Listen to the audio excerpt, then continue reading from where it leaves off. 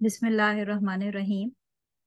अल्हम्दुलिल्लाहि रब्बिल आलमीन। अस्सलातु वस्सलामु अला रसूलिल करीम। अस्सलामु अलैकुम वरहमतुल्लाहि वबरकातुहू। उम्मीद है आप सबको मेरी आवाज़ आ रही है, क्लियर आ रही है। एंड आई होप कि हमारा इंटरनेट भी अच्छा सा काम करते रहे ताकि हम क्लास टाइमली कंडक्ट कर लें और फिनिश कर लें। आज का जो हमारा टॉपिक है वो फिक ऑफ स्कैल्प है। ये एक सीरीज इंशाल्लाह हम वंस अ मंथ एक लेक्चर किया करेंगे, जिसके अंदर मैं आपको कोशिश करूंगी कि जितने भी ब्यूटी, चाहे वो सैलून से रिलेटेड ब्यूटी है या क्लिनिकल, यानी एज अ डर्माटोलॉजिस्ट जो हम प्रोसीजर्स परफॉर्म करते हैं, उसकी जो भी इस्लामिक रूलिंग्स हैं, डूज एंड डोंट्स हैं, हराम हलाल मकरू, ये सारी चीजें हम जो हमारा सेशंस होंगे, ये सीरीज है, उसके अंदर डिस्कस कर लें। सो आज उसकी पहली हम क्लास स्टार्ट कर रहे हैं, जिसमें स्कैल्प हेयर यानी सर के बालों से रिलेटेड जो भी प्रोसीजर हैं, चाहे वो आप सैलून पे जाके कराते हैं या डॉक्टर से करवाते हैं। नॉर्मली जो डॉक्टर्स के हैं उसमें क्योंकि बहुत बड़ी वैरायटी आ जाती है, लेकिन जो मशहूर प्रोसीजर्स हैं उनको हम डिस्कस करेंगे इंशाल्लाह। सो फिक ऑफ स्कैल्प हेयर के बाद इंशाल्लाह नेक्स्ट क्लास हम जो करेंगे नेक्स्ट मंथ करेंगे। पूरा आपके पास 1 मंथ का टाइम होगा, ताकि अगर कोई क्वेश्चन हो तो वो हम व्हाट्सएप ग्रुप में भी डिस्कस करते जाएंगे साथ के साथ। नेक्स्ट जो क्लास हम करेंगे वो इंशाल्लाह फिक ऑफ फेशियल हेयर होगा। फेशियल हेयर के अंदर जितने भी चेहरे के बाल हैं, और उसके बाद फिर हम बॉडी के बालों पे आ जाएंगे, फिर हम नेल्स पे आ जाएंगे। तो इस तरह इंशाल्लाह स्लो एंड स्टडी करके आपको इजीली, मेरी कोशिश ये है कि by the end of this जो हम ये सेशंस करेंगे, ये वाले फिक वाले, के एंड में आप इतने ट्रेंड हो जाएं कि आप किसी भी प्रोसीजर को मुझसे या किसी भी स्कॉलर से पूछे बगैर आप उसको वे कर लें कि क्या ये इस्लाम में जायज होगा या नहीं होगा। क्लास स्टार्ट करते हैं। हर क्लास के स्टार्ट में मैं आपको एक उस टॉपिक से रिलेटेड आयत कवर कराऊंगी। उस आयत से फायदा हमें ये होगा कि कुरान शरीफ हम बहुत अरसे से बचपन से ही पढ़ते हैं सारे, उसका तर्जुमा भी पढ़ा होगा, लेकिन यूजुअली हम आयतों के ऊपर से सुपरफिशियली गुजर जाते हैं, पढ़ते हैं और आगे निकल जाते हैं। उस पे गौर व फिक्र नहीं करते, या उससे जो रिलेटेड हमारी डेली लाइफ एक्टिविटीज हैं उनको हम कनेक्ट नहीं कर पाते। तो कोशिश मेरी ये होगी कि एक आयत जो हमारे टॉपिक से रिलेटेड हो, समहाउ, नॉट डायरेक्टली, इनडायरेक्टली भी, उसको हम हर क्लास के स्टार्ट में पढ़ लें। आज मैंने जो आयत सेलेक्ट की है वो सूरह अल इमरान की आयत नंबर 106 है, जिसके अंदर अल्लाह सुब्हानहू तआला फरमाते हैं, जिस दिन कई चेहरे रोशन होंगे और कई चेहरे स्याह होंगे, तो वो लोग जिनके चेहरे स्याह होंगे उनसे कहा जाएगा कि क्या तुम ईमान लाने के बाद काफिर हुए थे? तो अब अपने कुफर के बदले में अजाब का मजा चखो। अब ये एक जनरल टर्म है जो कि सॉरी आयत है, जिसके अंदर अल्लाह सुब्हानहू ताला हमें जो भी अल्लाह के ऑर्डर्स हैं उनको डिनाई करने, यानी जानते बूझते डिनाई करने के बाद जो लोग क्यामत के दिन उठाए जाएंगे उनका हाल बयान किया गया। यानी जो काफिर हैं ऑटोमेटिकली, जिन तक खबर नहीं पहुंची या जो बिलीव ही नहीं करते, वो तो एक अलग फ्रैक्शन है लोगों की।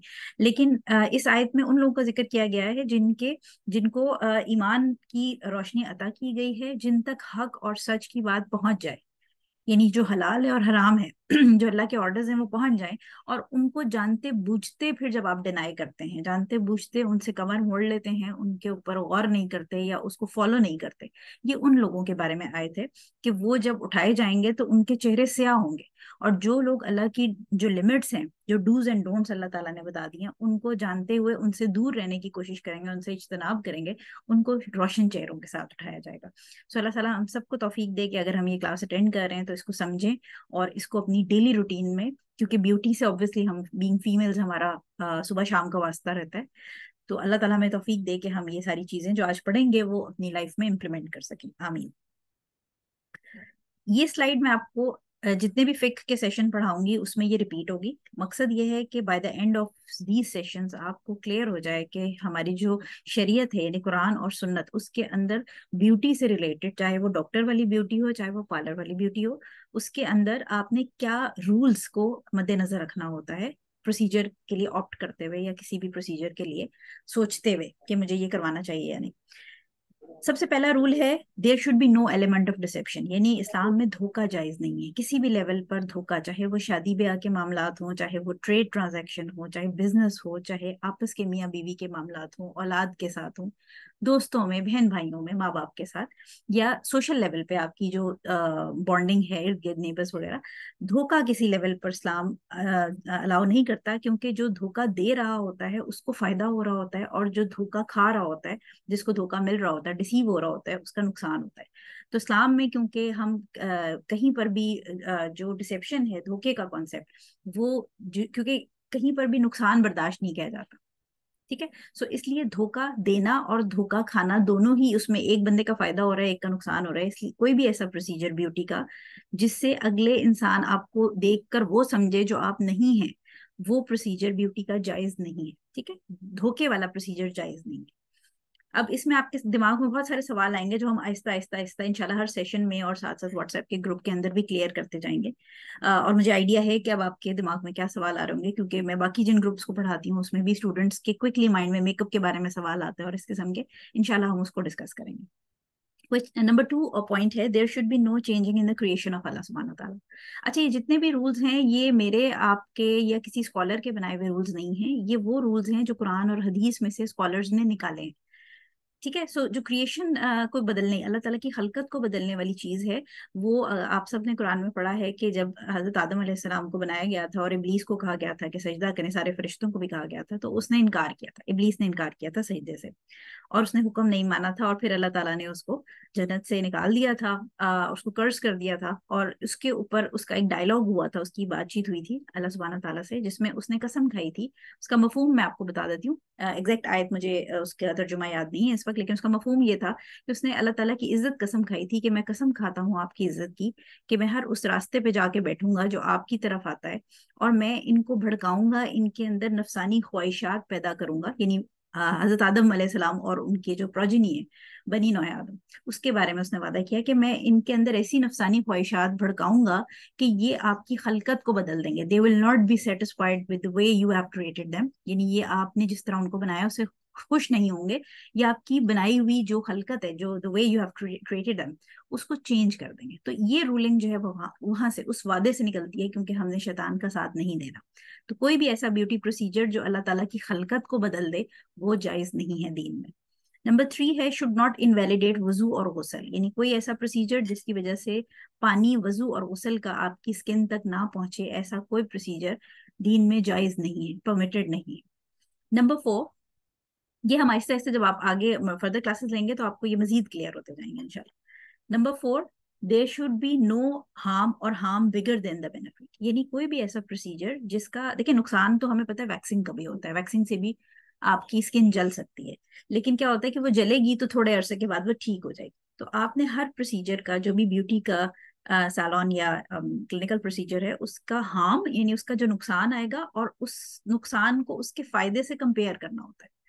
अगर तो फायदा बड़ा है, जैसे आप देखें कि जब किसी की ऑपरेशन होता है, सी सेक्शन हो रहा है या कोई और ऑपरेशन किसी किस्म का हो रहा है, तो उसके अंदर जो है वो ऑटोमेटिकली आप ये देखते हैं कि हम जिंदगी बचा रहे होते हैं, तबीयत जो दर्द है, तकलीफ है, कैंसर है, कोई इस किस्म की चीज है, तो जो रिस्क होता है नुकसान होने का, वो भी होता है ऑपरेशन के अंदर, लेकिन फायदा ज्यादा बड़ा होता है, क्योंकि जिंदगी बचाना ज्यादा बड़ा काम है।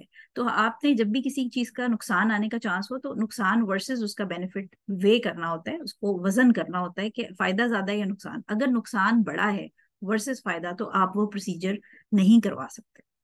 Number five, should not make one appear as opposite gender, ये आप सबको पता है कि इस वक्त बहुत ज्यादा मेजर मसला है। कोई भी ऐसा प्रोसीजर ब्यूटी का जो औरत को मर्द जैसी मुशाबत दे या मर्द को औरत जैसी मुशाबत दे, ये दीन में बिल्कुल हराम है, बिल्कुल जायज नहीं है। तो इसी तरह जो खवातीन बॉय कट कटवाती हैं जिससे मर्दों की मुशाबत आती है, ये परमिटेड नहीं होगा। ये जब हम आगे अभी आज की क्लास में हेयर कटिंग पढ़ेंगे तो मैं उसमें आपको बता दूंगी कि क्या इसकी टर्म्स एंड कंडीशंस है। It should not expose aura, सतर एक्सपोज नहीं होना चाहिए। कोई भी ऐसा ब्यूटी प्रोसीजर जिसमें सतर यानी जो शर्मगाह है, या जो औरत का औरत से, क्योंकि हम बेसिकली फीमेल्स की क्लास कंडक्ट कर रहे हैं, तो मैं यहाँ जो सतर मेंशन कर रही हूँ वो औरत का औरत से पर्दे वाला कर रही हूँ। इसमें नाफ से लेकर घुटने तक का एरिया औरत दूसरी औरत को नहीं दिखा सकती, माँ सिवाय इसके कि उसका कोई मेडिकल, जैसे डिलीवरी करनी है या कोई ऑपरेशन है, उस केस में दिखा सकते हैं। लेकिन ब्यूटी के प्रोसीजर के लिए, जैसे अंडर लेग्स की वैक्स आप किसी से नहीं करवा सकते, फुल बॉडी लेजर्स नहीं करवा सकते, वो इंशाल्लाह जब हम बॉडी हेयर के ऊपर जाएंगे फिक, तो फिर मैं आपको उसके बारे में डिटेल में पढ़ाऊंगी। तो सतर एक्सपोज करना जायज नहीं है, ये बिल्कुल हराम है, और इसका गुनाह ऐसे ही है जैसे किसी नामहरम मर्द के सामने सतर एक्सपोज किया जा रहा हो। ठीक है। Number seven, it should not be a presentation और कस्टम्स ऑफ डिसबिलीवर, यानी कोई ऐसा प्रोसीजर जो कि खसूसी तौर पर कुफार, मुशरिकीन या किसी और रिलीजन के लोगों का ट्रेडमार्क हो। जैसे कि हमें पता है कि हिंदू जो औरतें होती हैं वो बिंदी लगाती हैं, ठीक है, इट्स अ राउंड स्टिकर, या एक स्टिकर टाइप होता है जो कि वो आईब्रोज के बीच में लगाती हैं। तो ये एक हिंदू कल्चर की प्रेजेंटेशन है, या सिंदूर है, या मंगलसूत्र है, ये जो चीजें हैं। या अगर क्रिश्चियंस में चले जाएं तो वो क्रॉस पहनते हैं। अगर आप ज्यूज में चले जाएं तो ज्यूज जो औरतें हैं वो हिजाब टर्बन स्टाइल में करती हैं, यानी वो ज्यूज की शरीयत में भी सर के बाल ढकना मस्ट है। तो जो प्रैक्टिसिंग ज्यूज हैं वो हमारी तरह हिजाब नहीं लेती, वो पगड़ी बांधती हैं, सर पे टर्बन बांधती हैं। तो अगर टर्बन स्टाइल में आप हिजाब ले रहे हैं तो वो जायज नहीं है, क्योंकि वो आपको जिनको पता है उनको ये पता है कि ये जो प्रेजेंटेशन है ये यहूदियों की प्रेजेंटेशन है। तो कोई भी ऐसा फैशन सेंस जो आपको दूसरे रिलीजन या गुमराह डेविएंट सेक्स, यानी कुछ हमारे सेक्ट्स हैं जो आहिस्ता आहिस्ता इंशाल्लाह जब आप दीन पढ़ेंगे मेरे साथ तो अल्लाह ताला हम सबको तौफीक दे के हम कुरान और सुन्नत की रोशनी में सही इल्म हासिल करें दीन का।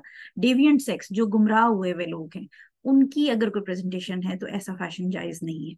नंबर 8 में the materials use should be हलाल, यानी कोई भी ऐसा मटेरियल, कोई प्रोसीजर जिसके अंदर जो केमिकल या चीजें यूज हो रही हैं उसमें अगर पिग की चर्बी यूज हो रही है, या उसके अंदर कोई हराम चीज जो बगैर मतलब फॉर एग्जाम्पल मैं अगर आपको एग्जाम्पल दूं तो कोलेजन सप्लीमेंट्स जो होते हैं उस पे हलाल लिखा होना बहुत जरूरी है। अगर आप कोलेजन सप्लीमेंट्स ले रहे हैं, जिम के अंदर भी बहुत सारी खवातीन इस्तेमाल करती हैं, ब्यूटी के लिए इस्तेमाल करती हैं, कोलेजन के ऊपर अगर नहीं लिखा हुआ कि वो हलाल है इसका मतलब है वो हराम है। It could be coming from pig. तो जो इंग्रेडिएंट्स यूज हो रहे हैं किसी भी चीज के अंदर वो हलाल होने चाहिए, वरना वो प्रोसीजर परमिसिबल नहीं होगा। नंबर 9 जो आखिरी रूलिंग है वो अल्लाह ताला की रहमत की रूलिंग है, जिसमें ये बताया गया है कि rulings does not apply to conditions in case of fixing an abnormality, यानी अगर कोई नुक्स, कोई डिफेक्ट या कोई चीज जो नॉर्मल से हटके एबनॉर्मल है उसको अगर आपने इलाज करना है, उसको ठीक करना है, उसके ऊपर ये जो आर्ट की आर्ट कंडीशंस हमने पढ़ी हैं, अल्लाह सुब्हाना ताला ने इतनी उसकी रहमत है, वो मालिक है कि उसने हमारे लिए आर्ट की आर्ट रूल्स हटा दिए, लीनियंट हो जाते हैं। अगर आप 90 वाली पॉइंट पे आते हैं कि किसी की एबनॉर्मलिटी को अगर आपने नुक्स को ठीक करना है तो ये आर्ट चीजें अप्लाई नहीं होंगी उस पर। तो ये इससे हमें पता चलता है कि इस्लाम कितना हसीन रिलीजन है, कि अल्लाह ताला कितनी नरमी कर देता है जब मुश्किल पड़ती है। जो कुरान की आयत है, इन्ना माल उसरी युसरा, विद डिफिकल्टी कम्स ईज। ठीक है, तो जब मुश्किल आती है तो अल्लाह ताला दीन में नरमी कर देता है। तो ये नवा पॉइंट उस नरमी की निशानदेही है। ठीक है, सो आई होप कि आप लोगों को क्लियर हो गया होगा। अब यूजुअली हेयर रिलेटेड प्रोसीजर्स जो हैं वो क्या क्या होते हैं, उसमें हमारे पास आजकल फैशन में बड़ा इन है, हेयर एक्सटेंशंस हैं, विग्स हैं, फेक आई लैशेस जो कि आपको डब्बों में मिलती हैं और वो सिर्फ आप उसको ग्लू लगाते हैं फिर लगा लेते हैं, जब फैशन करके आप पार्टी से वापस आ जाते हैं तो आप उतार देते हैं, वो फेक आई लैशेस होती हैं। लैश एक्सटेंशंस जो हैं वो प्रोसीजर क्या है, लैश एक्सटेंशन के अंदर आप एक्सटेंशन छोटी छोटी होती हैं और उसको एक सर्टन एडेसिव मटेरियल के साथ फिक्स करवा लेते हैं बेस ऑफ आई लैश, जो आपकी पलकें जहाँ निकल रही होती हैं स्किन के अंदर से उसके साथ साथ फिक्स हो जाता है, और उसको लैश एक्सटेंशन कहते हैं। उसमें डिपेंड करता है कि आप बालों को बालों के ऊपर लगा रहे हैं या जो जो एक्सटेंशन है उसको बालों को स्किन के ऊपर एडिसिव के साथ चिपका रहे हैं। पीआरपी होती है, प्लेटेड रिच प्लाज्मा, इनको हम आगे भी डिस्कस करते हैं, ये जस्ट एक चेकलिस्ट है। हेयर ट्रांसप्लांट होता है, ये पीआरपी और हेयर ट्रांसप्लांट डॉक्टर्स का काम है। बाकी जो चीजें हैं वो सैलॉन्स में होती हैं ज्यादातर। हेयर कटिंग है, हेयर डाइंग है, सबको पता है क्या होता है, और हेयर टेक्सचर चेंजेस जिसके अंदर कैरेटिन, रिबॉन्डिंग, इसके अलावा एक्सटेंसो, ब्राजीलियन ब्लो ड्राई, इस किस्म की सारी चीजें आती हैं। तो टेक्सचर के अंदर यानी या तो सीधे कर रहे हैं या कर्ल कर रहे हैं या पर्मिंग आ जाती है इसके अंदर। तो ये बेसिक हेयर रिलेटेड प्रोसीजर्स होते हैं। अब इसको हम इसके ऊपर एक जनरल चीज पहले देखेंगे कि शरीयत हमें बालों के बारे में क्या क्या कहाँ से हमें क्योंकि कुरान में ऑब्वियसली डायरेक्टली कोई आयत नहीं है बालों के बारे में इस तरह, लेकिन हदीस के अंदर आपको बहुत डिटेल मिलती है। तो उसकी हम कुछ हदीस देख लेते हैं। ये इंग्लिश में लिखी है एज इट इज, जहां से मैंने ली हैं ये वहां से कॉपी पेस्ट है एज इट इज। उर्दू में मैं इसका आपको मफहूम ट्रांसलेट कर रही हूँ। अबू दाऊद की हदीस है 4170। अच्छा, इसमें एक और चीज याद रखिएगा कि ये क्योंकि मेरी जितनी एजुकेशन है वो इंग्लिश में है, और जब मैं उसको फिर लेक्चर्स के लिए करती हूँ तो यूजुअली लेक्चर्स इंग्लिश में भी होते हैं और उर्दू में भी होते हैं। तो ये जो आयत नंबर्स दिए, सॉरी जो हदीस नंबर दिए हुए हैं ये इंग्लिश वॉल्यूम्स के अंदर से हैं। अगर आप यही हदीस उर्दू के वॉल्यूम ट्रांसलेशन में से ढूंढेंगे तो हदीस मिल आपको जाएगी, लेकिन नंबर डिफरेंट होगा। तो आपने परेशान नहीं होना कि डॉक्टर सादिया ने 4170 कहा था, ये तो कोई और नंबर आ रहा है, क्योंकि उर्दू की ट्रांसलेशन में नंबर डिफरेंट है और इंग्लिश के अंदर नंबर डिफरेंट है। बट आपको ये हदीस बड़ी मशहूर हदीस है, आपको आराम से मिल जाएंगे अगर आप गूगल पे ढूंढना चाहें। इब्ने अब्बास, अबू दाऊद की हदीस है, इब्ने अब्बास रज़ी अल्लाह ताला ने फरमाया कि हुजूर सल्लल्लाहु अलैहि वसल्लम ने फरमाया कि औरतें जो नकली बाल लगाती हैं और औरतें जो लगवाती हैं, यानी जो लगाने वाली, the one who is doing it and the one who is getting it done, जो लगा रही है और जो लगवा रही है, ये दोनों औरतों का जिक्र हो गया। इसी तरह जो औरत आईब्रोज के बाल प्लक नुचवाती है और जो औरत नोचती है, यानी जो करके दे रही है और करवा के दे रही है। इसी तरह तीसरी, जो औरत टैटू करवाती है या टैटू को गूंदने वाले कहा गया है। गूंदने का मतलब वो फिर इंशाल्लाह जब टैटू की एक, आई थिंक मैं आप लोगों को पढ़ा चुकी हूँ, बट उसको हम दोबारा डिटेल में एक दफा पढ़ लेंगे, फिक ऑफ टैटूज। सो जो औरत टैटू करवाती है और करती है, यहाँ जबकि कोई ऐसी बीमारी ना हो जो इसको जस्टिफाई करे, यानी वो जो हमने 9th पॉइंट पढ़ा था कि अगर बीमारी या कोई ऐसे मसला हो, उस केस में जो है वो ये चीजें जायज हो जाती हैं। तो हुजूर साहब ने फरमाया कि ये तीनों जो काम हैं वो जो औरतें करती हैं करवाती हैं जबकि उनको कोई ऐसी बीमारी ना हो जो कि इसको जस्टिफाई करे, उन पे लानत की गई है। अच्छा, अब लानत का जो वर्ड है, कर्स का वर्ड, ये बड़ा इजी है, हम अक्सर उस पर से गुजर जाते हैं आराम से कि अच्छा ठीक है, अल्लाह और उसके रसूल ने लानत कर दी है। लानत के वर्ड को समझ लें जरा क्या होता है। कर्स का मतलब या लानत का मतलब ये होता है कि जब आप किसी पे लानत करते हैं तो आप उस बंदे को अपनी रहमत, अपनी मोहब्बत, अपनी नरमी और बेसिकली अपनी जो soft corner of your heart होता है उससे निकाल देते हैं। तो आप ये सोचें कि जब अल्लाह और उसका रसूल, यानी अर रहमान और अर रहीम और रहमतुल लिल आलमीन, यानी खुदा और उसका रसूल दोनों लानत कर रहे हैं, तो जो रहमान और रहीम है वो भी अपनी रहमत से उस बंदे को निकाल रहा है, और जो रहमतुल लिल आलमीन, जिसको कायनात के लिए रहमत, तमाम जहानों के लिए रहमत बना के भेजा गया, वो उस शख्स के ऊपर लानत कर रहा है, उस औरत के ऊपर, उन औरतों पे एक्चुअली जो कर रही हैं करवा रही हैं, और उनको अपनी रहमत से निकाल रहा है। तो रहमत से निकलने का मतलब ये है कि जब आप किसी को अपनी मोहब्बत, अपनी रहमत, अपनी केयर से निकाल देते हैं, तो ऐसा शख्स दुनिया और आखिरत में कामयाब नहीं हो सकता। और दुनिया की कामयाबी क्योंकि हम गेज करते हैं शायद पैसा या इन चीजों से, लेकिन दुनिया की कामयाबी एक्चुअली आपके इनर पीस की कामयाबी है। सो कर्स्ड का मतलब ये है कि अल्लाह ताला और उसका रसूल अपनी मोहब्बत, अपनी रहमत, अपनी प्यार, या जो भी आप कह लें सॉफ्ट कॉर्नर एक जो होता है, उससे उस शख्स को निकाल रहे हैं। और हम सबको ये बहुत अच्छी तरह पता है कि अल्लाह ताला की रहमत के बगैर कोई शख्स, इवन हुजूर अकरम सल्लल्लाहु अलैहि वसल्लम जो खातमुन नबीयीन है, वो जन्नत में नहीं जा सकते जब तक अल्लाह ताला की रहमत नहीं होगी। यानी सहाबा ने एक दफा हुजूर सल्लल्लाहु अलैहि वसल्लम से पूछा कि या रसूल अल्लाह, क्या आप भी अल्लाह की रहमत के बगैर जन्नत में नहीं जा सकते? तो हुजूर साहब ने जवाब दिया कि मैं भी नहीं जा सकता। तो आप सोचें कि जब अल्लाह ऐसी औरतों को अपनी रहमत से निकाल देगा और नबी भी अल्लाह की रहमत के बगैर जन्नत में नहीं जा सकता, तो हम कौन से इतने ग्रेट लोग हैं जो ये सारी गुनाह करके और फिर एक्सपेक्ट करते हैं कि अल्लाह ताला हमें जन्नत में भेज देगा। सो कर्स जो है ये बहुत बड़ा मतलब है, इसको छोटा ना समझें। अच्छा, इसी तरह बुखारी के अंदर एक हदीस है और मुस्लिम के अंदर भी, नंबर अगेन 54772127 है। इसमें माविया इब्ने अबी सुफियान रजी अल्लाह ताला अन्हु जो है वो मेंबर के पास खड़े हुए थे और उन्हें हाथ में एक लट पकड़ी। लट से मुराद ये कि वो एक्सटेंशन जो, क्योंकि उस जमाने में आर्टिफिशियल सिंथेटिक हेयर तो होते नहीं थे, ओरिजिनल उन्होंने बालों में की एक लट पकड़ी हुई थी। और उन्होंने मेंबर पे खड़े होकर पूछा कि तुम्हारे उलमा कहाँ हैं? मैंने हुजूर सल्लल्लाहु अलैहि वसल्लम को कहते हुए सुना, मना करते हुए, forbidding this kind of thing, यानी लट को उन्होंने दिखा के लोगों को कहा कि मैंने रसूलुल्लाह को इस चीज को मना करते हुए देखा और सुना। उन्होंने कहा कि बनी इसराइल सिर्फ इस वजह से जलील बर्बाद, डूम्ड का मतलब है मस्कनत की जिंदगी, जलालत, डाउनफॉल, डूम्ड इसलिए हो गया क्योंकि उनकी औरतों ने ये चीजें लगाना शुरू कर दी। अब इसका मतलब ये नहीं है कि सिर्फ वो एक्सटेंशन लगाने से बनी इसराइल जो है वो जलील हो गया और डाउनफॉल में चला गया, but this was one thing that started, यानी स्टार्टिंग पॉइंट, ये जो छोटी छोटी चीजें हैं, कतरा कतरा मिल के दरिया बनता है। तो ये हमें ये बहुत छोटी चीजें लगती हैं, लेकिन हुजूर सल्लल्लाहु अलैहि वसल्लम ने फरमाया कि ये बनी इसराइल की औरतों ने जब ये नकली बाल, ये हेयर एक्सटेंशन लगाना शुरू की, दैट वाज अ पॉइंट, क्योंकि ये हेयर एक्सटेंशन तो स्टेप 1 है, उसके बाद आगे से आगे से आगे फैशन की कोई लिमिट नहीं होती, और फिर फैशन करके आपने दिखाना भी होता है ऑब्वियसली, और दिखाना किसको होता है? ना महरम मर्दों को दिखाना होता है। सो ये चीज it's a never ending process, ठीक है। इसी तरह बुखारी की एक और हदीस है 5941, जिसमें एक खातून जो है वो हुजूर सल्लल्लाहु अलैहि वसल्लम के पास आई और उन्होंने हुजूर सल्लल्लाहु अलैहि वसल्लम से दरियाफ्त किया कि उनकी बेटी को मीजल्स जो बीमारी होती है वो हो गई, जिससे उसके काफी सारे बाल गिर गए। और उन्होंने पूछा कि या रसूल अल्लाह, मेरी बेटी की शादी होने वाली है, तो क्या मैं उसको नकली बाल दे सकती हूँ गिफ्ट में, या उसको लगा सकती हूँ? तो जिस पर हुजूर सल्लल्लाहु अलैहि वसल्लम ने फरमाया कि अल्लाह ताला ने लानत की है उस औरत पर जो नकली तरीके से बालों को लंबा करती है और जो करवाती है।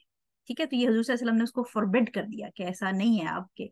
और मैं आपको आगे बताऊंगी कि फिर ये क्या कंडीशंस होती हैं, किस कंडीशंस में ये बात जायज हो जाएगी कि आप लगा सकते हैं।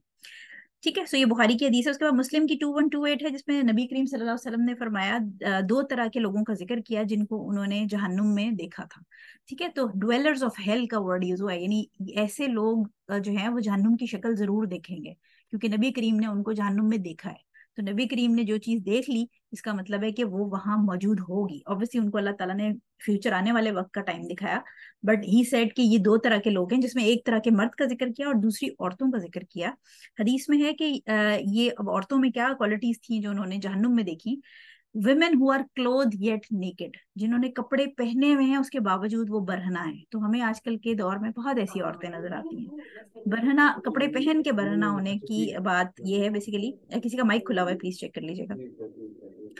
तो कपड़े पहने होके बरहना होने का मतलब ये है कि कपड़े बहुत फिटिंग में पहने हैं, कपड़े इतने टाइट पहने हुए हैं कि जिस्म का कर्व्स नजर आ रहे हैं, कपड़े सी थ्रू हैं, शिफॉन्स हैं, जो आजकल आपको पता है लाइनिंगें नहीं लगी होती हैं अक्सर आस्तीनों में, शिफॉन्स की आस्तीनें होती हैं, ऑर्गेन्जा की आस्तीनें होती हैं जिसमें से जिस्म नजर आ रहा होता है, नेट की आस्तीनें होती हैं। ठीक है, तो ये कपड़े पहन के भी वो नंगी हैं क्योंकि उनका जिस्म नजर आ रहा है, कपड़े फिटिंग में है, प्लीट्स डली हुई है, जिपें लगी हुई हैं।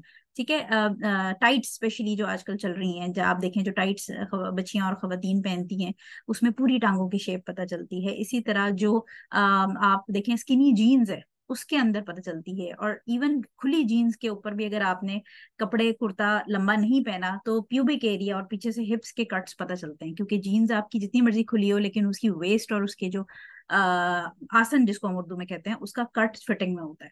सो ये वो सारी चीजें हैं जिसमें कपड़े पहन के भी औरत नंगी लगती है, बरना है उससे आप देख सकते हैं उसके हिप्स कितने हैं, उसकी टांगे कैसी हैं, उसकी शेप कैसी है, कमर कितनी है, चेस्ट कितना है। सो ये वो औरतें हैं जो हुजूर सल्लल्लाहु अलैहि वसल्लम ने जहन्नुम में देखी। तो कोई बहुत भी नेक हो तो उसको ये बात ख्याल करनी चाहिए कि अगर वो इस किस्म की कोई हरकत कर रहा है तो भाई ऐसा नहीं है कि वो फिर जन्नत में जाएगा, उसको जहन्नुम की हवा खानी पड़ेगी। वो कितनी देर के लिए खानी पड़ेगी ये अल्लाह सुब्हाना ताला जानते हैं। अच्छा ठीक है, सो क्लोथ ये नेकेड है, यानी कपड़े पहन के बरना है, खुद भी गुमराह हैं और दूसरों को भी गुमराह कर रही हैं, और उनके सर ऊंट की ऊंची कुहानों की तरह उठे हुए हैं। ठीक है, बुख्त कैमल का वर्ड यूज किया गया। बुख्त कैमल, कैमल की वो टाइप होती है जिसके कुहाने ऊंची होती हैं, जो एक तरफ को झुके हैं, ये ना जन्नत में दाखिल होंगी और ना उसकी खुशबू सूंघ सकेंगी, जबकि उसकी खुशबू सच एंड सच, यानी इतने हुजूर सल्लल्लाहु अलैहि वसल्लम ने इशारा उस पे किया कि इतने से इतने दूर तक, यानी मीलों तक ऑलमोस्ट, यानी ब्रैकेट में ये है कि इसका मफहूम ये है कि बहुत दूर तक आएगी। तो ये ऐसी औरतें खुशबू भी ना सूंघ सकेंगी जन्नत की। मुस्लिम की 212 हदीस है, बहुत मशहूर हदीस है, सही हदीस है, इसमें कोई डाउट नहीं है, ऑथेंटिक हदीस मैं आपके साथ सारी शेयर कर रही हूँ, आप लोगों ने शायद सुनी हुई भी।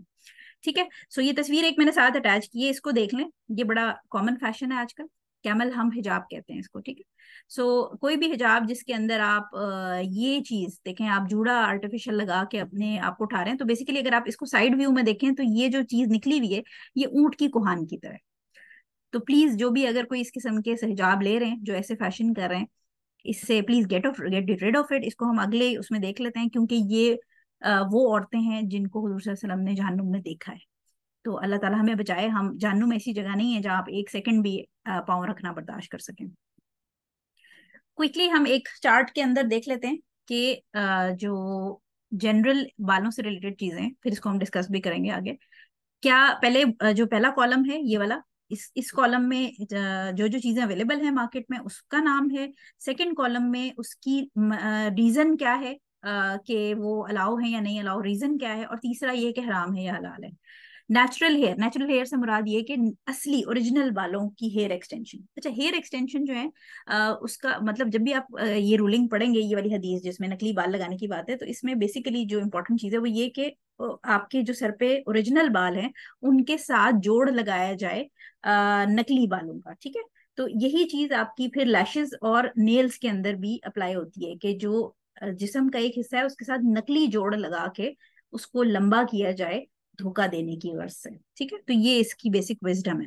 सो नेचुरल हेयर से मुराद ये कि नेचुरल हेयर एक्सटेंशन जो बहुत महंगी मिलती हैं, इसमें जो रूलिंग है वो डिसेप्शन की है, धोखा देने की। ठीक है, तो जो आप जब हेयर एक्सटेंशन लगा रहे हैं तो आप लोगों को धोखा दे रहे हैं, अपेरेंटली लग रहा है कि मेरे सर में बहुत सारे बाल हैं and I look very pretty. ठीक है, सो नेचुरल हेयर जो है उसके अंदर जो विजडम है वो डिसेप्शन, लोगों को धोखे से बचाने की है। ठीक है, और इसकी रूलिंग जो है हेयर एक्सटेंशन की हराम, कंप्लीटली हराम है। आपने सुन लिया है कि अल्लाह और उसका रसूल लानत करता है। तो देखें, इंपॉर्टेंट चीज ये कि हमेशा याद रखें कि फैशन और ये चीजें दुनिया की हैं, ये इधर तक ही रह जाएंगे, कोई आपको तमगा इम्तियाज नहीं देगा, कोई आपको मिस यूनिवर्स को भी अगले साल कोई नहीं पूछता। सो ये जो ब्यूटी वाली चीजें हैं इसके लिए अपनी आखिरत ना बर्बाद करें, ये बात याद रखिएगा। सिंथेटिक हेयर से मुराद ये कि अब क्योंकि बहुत एडवांस टेक्नोलॉजीज आ गई, हजूर सल्लल्लाहु अलैहि वसल्लम के जमाने में ऐसा नहीं था, तो अब सिंथेटिक बाल भी हैं, यानी नेचुरल हेयर तो अलग है, सिंथेटिक बाल फैक्ट्रीज में बने हुए होते हैं, वो भी, उसकी हेयर एक्सटेंशन भी अवेलेबल है। अच्छा, इसके अंदर क्लिप ऑन एक्सटेंशन भी आ जाएंगी, और इसके अंदर जो सी जाती हैं बालों के साथ, पक्की या ग्लू के साथ जो फिक्स की जाती हैं फॉर सर्टन मंथ्स या वीक्स के ऊपर, वो भी इसी में आ जाएंगी। तो सिंथेटिक हेयर की हेयर एक्सटेंशन चाहे क्लिप ऑन हो या नेचुरल हेयर की हो, मटेरियल चाहे जो भी हो, नेचुरल हो, सिंथेटिक हो, फिक्स होने वाली हो या चुटकी वाली हो जैसे क्लिप वाली हो, या पक्की लगने वाली हो, दोनों केसेस में धोखा इसकी रूलिंग है और कंप्लीटली हराम है। और आज माशाल्लाह आप जिन जिन लोग ये बात सुन रहे हैं, अब आप वो पहली वाली आयत याद कर लें जो मैंने आपको सूरह अल इमरान की आयत पढ़ाई है, कि जो लोग जानने ईमान लाने के बाद भी कुफर करेंगे, उसको फॉलो नहीं करेंगे, उसके बारे में कुरान शरीफ की आयत मैंने आपको सबसे पहली स्लाइड में पढ़ा दी है।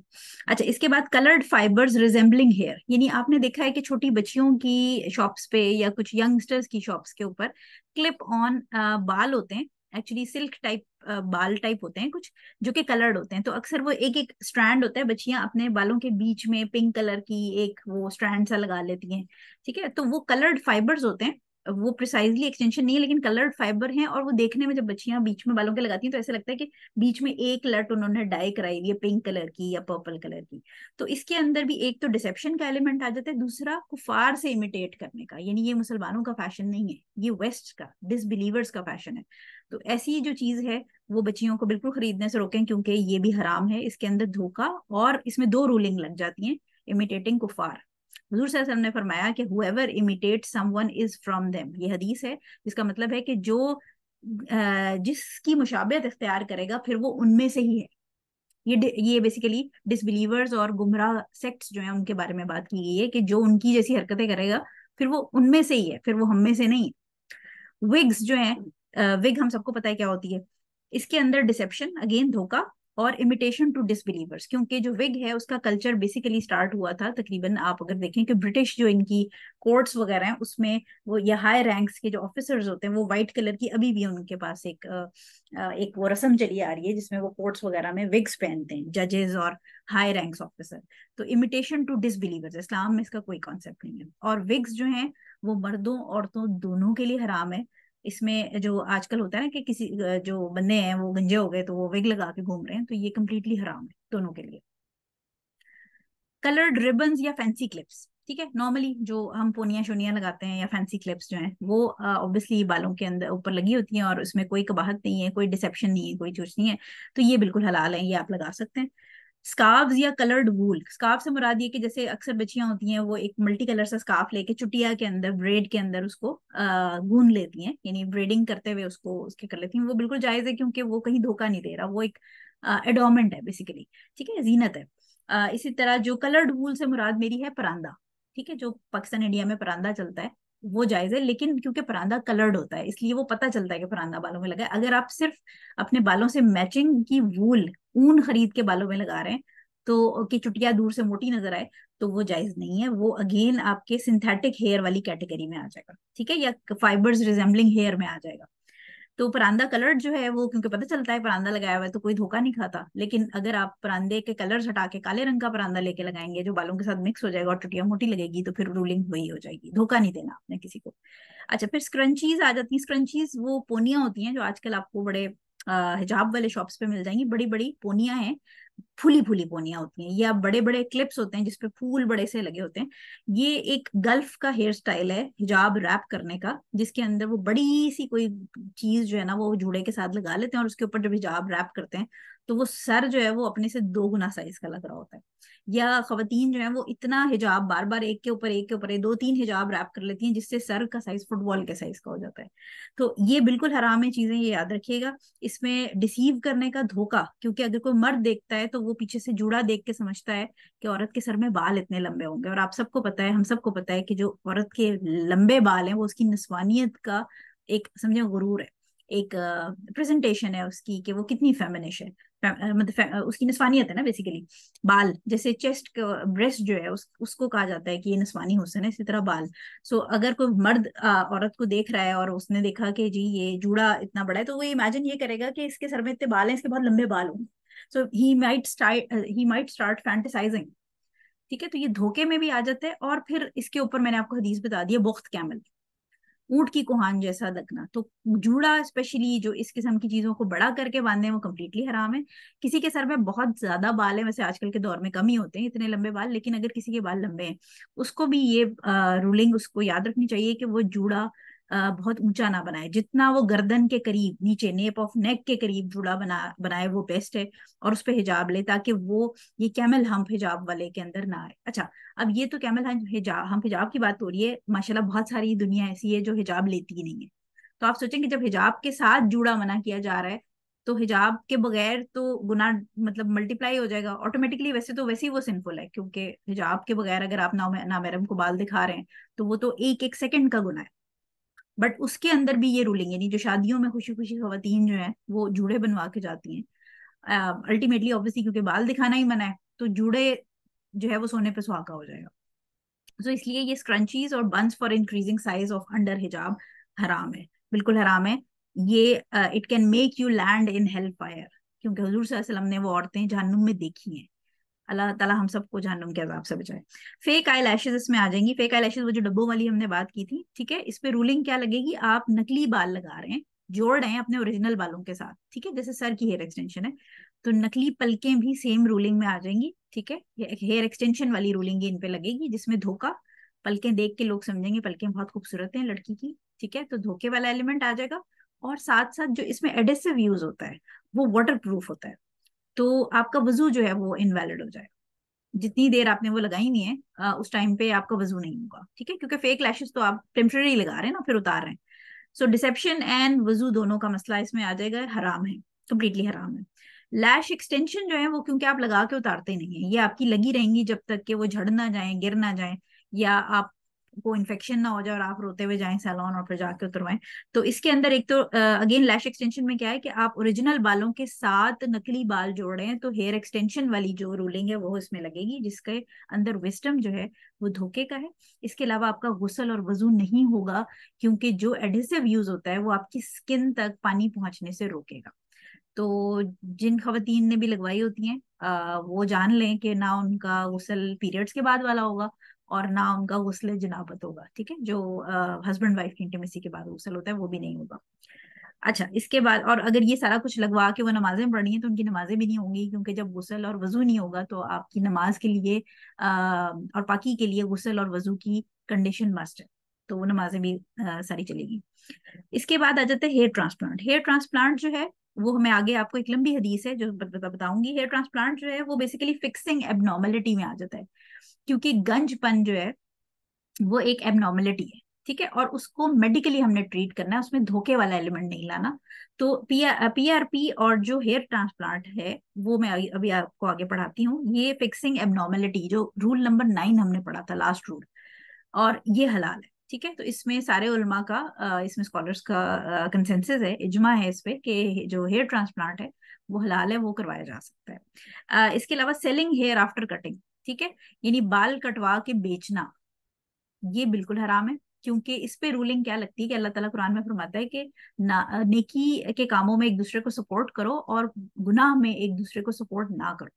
तो सेलिंग हेयर आफ्टर कटिंग, यानी जब आप बाल कटवा के बेचते हैं तो बेसिकली आप वो हेयर एक्सटेंशन बनाने के लिए बेच रहे हैं, और ऑब्वियसली मतलब अगले ने कोई झंडा बना के घर पे तो नहीं लगाना है आपके बाल। सो उनसे हेयर एक्सटेंशन बनती हैं, तो बाल कटवा के बेचना जो है वो हराम है। ये कंट्रीब्यूटिंग या सपोर्टिंग इन सिन, यानी एक गुनाह है उसके अंदर आप अपना कंट्रीब्यूशन डाल रहे हैं। तो बाल कटवा के बेचना बिल्कुल जायज नहीं। इसके ऊपर अगेन आगे एक डिटेल स्लाइड है जो मैं अभी आपको पढ़ाती हूँ। क्विकली हम साइड इफेक्ट्स देख लेते हैं। साइड इफेक्ट्स में देखें, जो भी चीज हमेशा याद रखिएगा कि हम इंसान अपने आप को बहुत अक्लमंद समझते हैं, और अल्लाह ताला की जो मना की हुई चीजें हैं उन पे हम सवाल करते हैं कि ये क्यों मना किया है।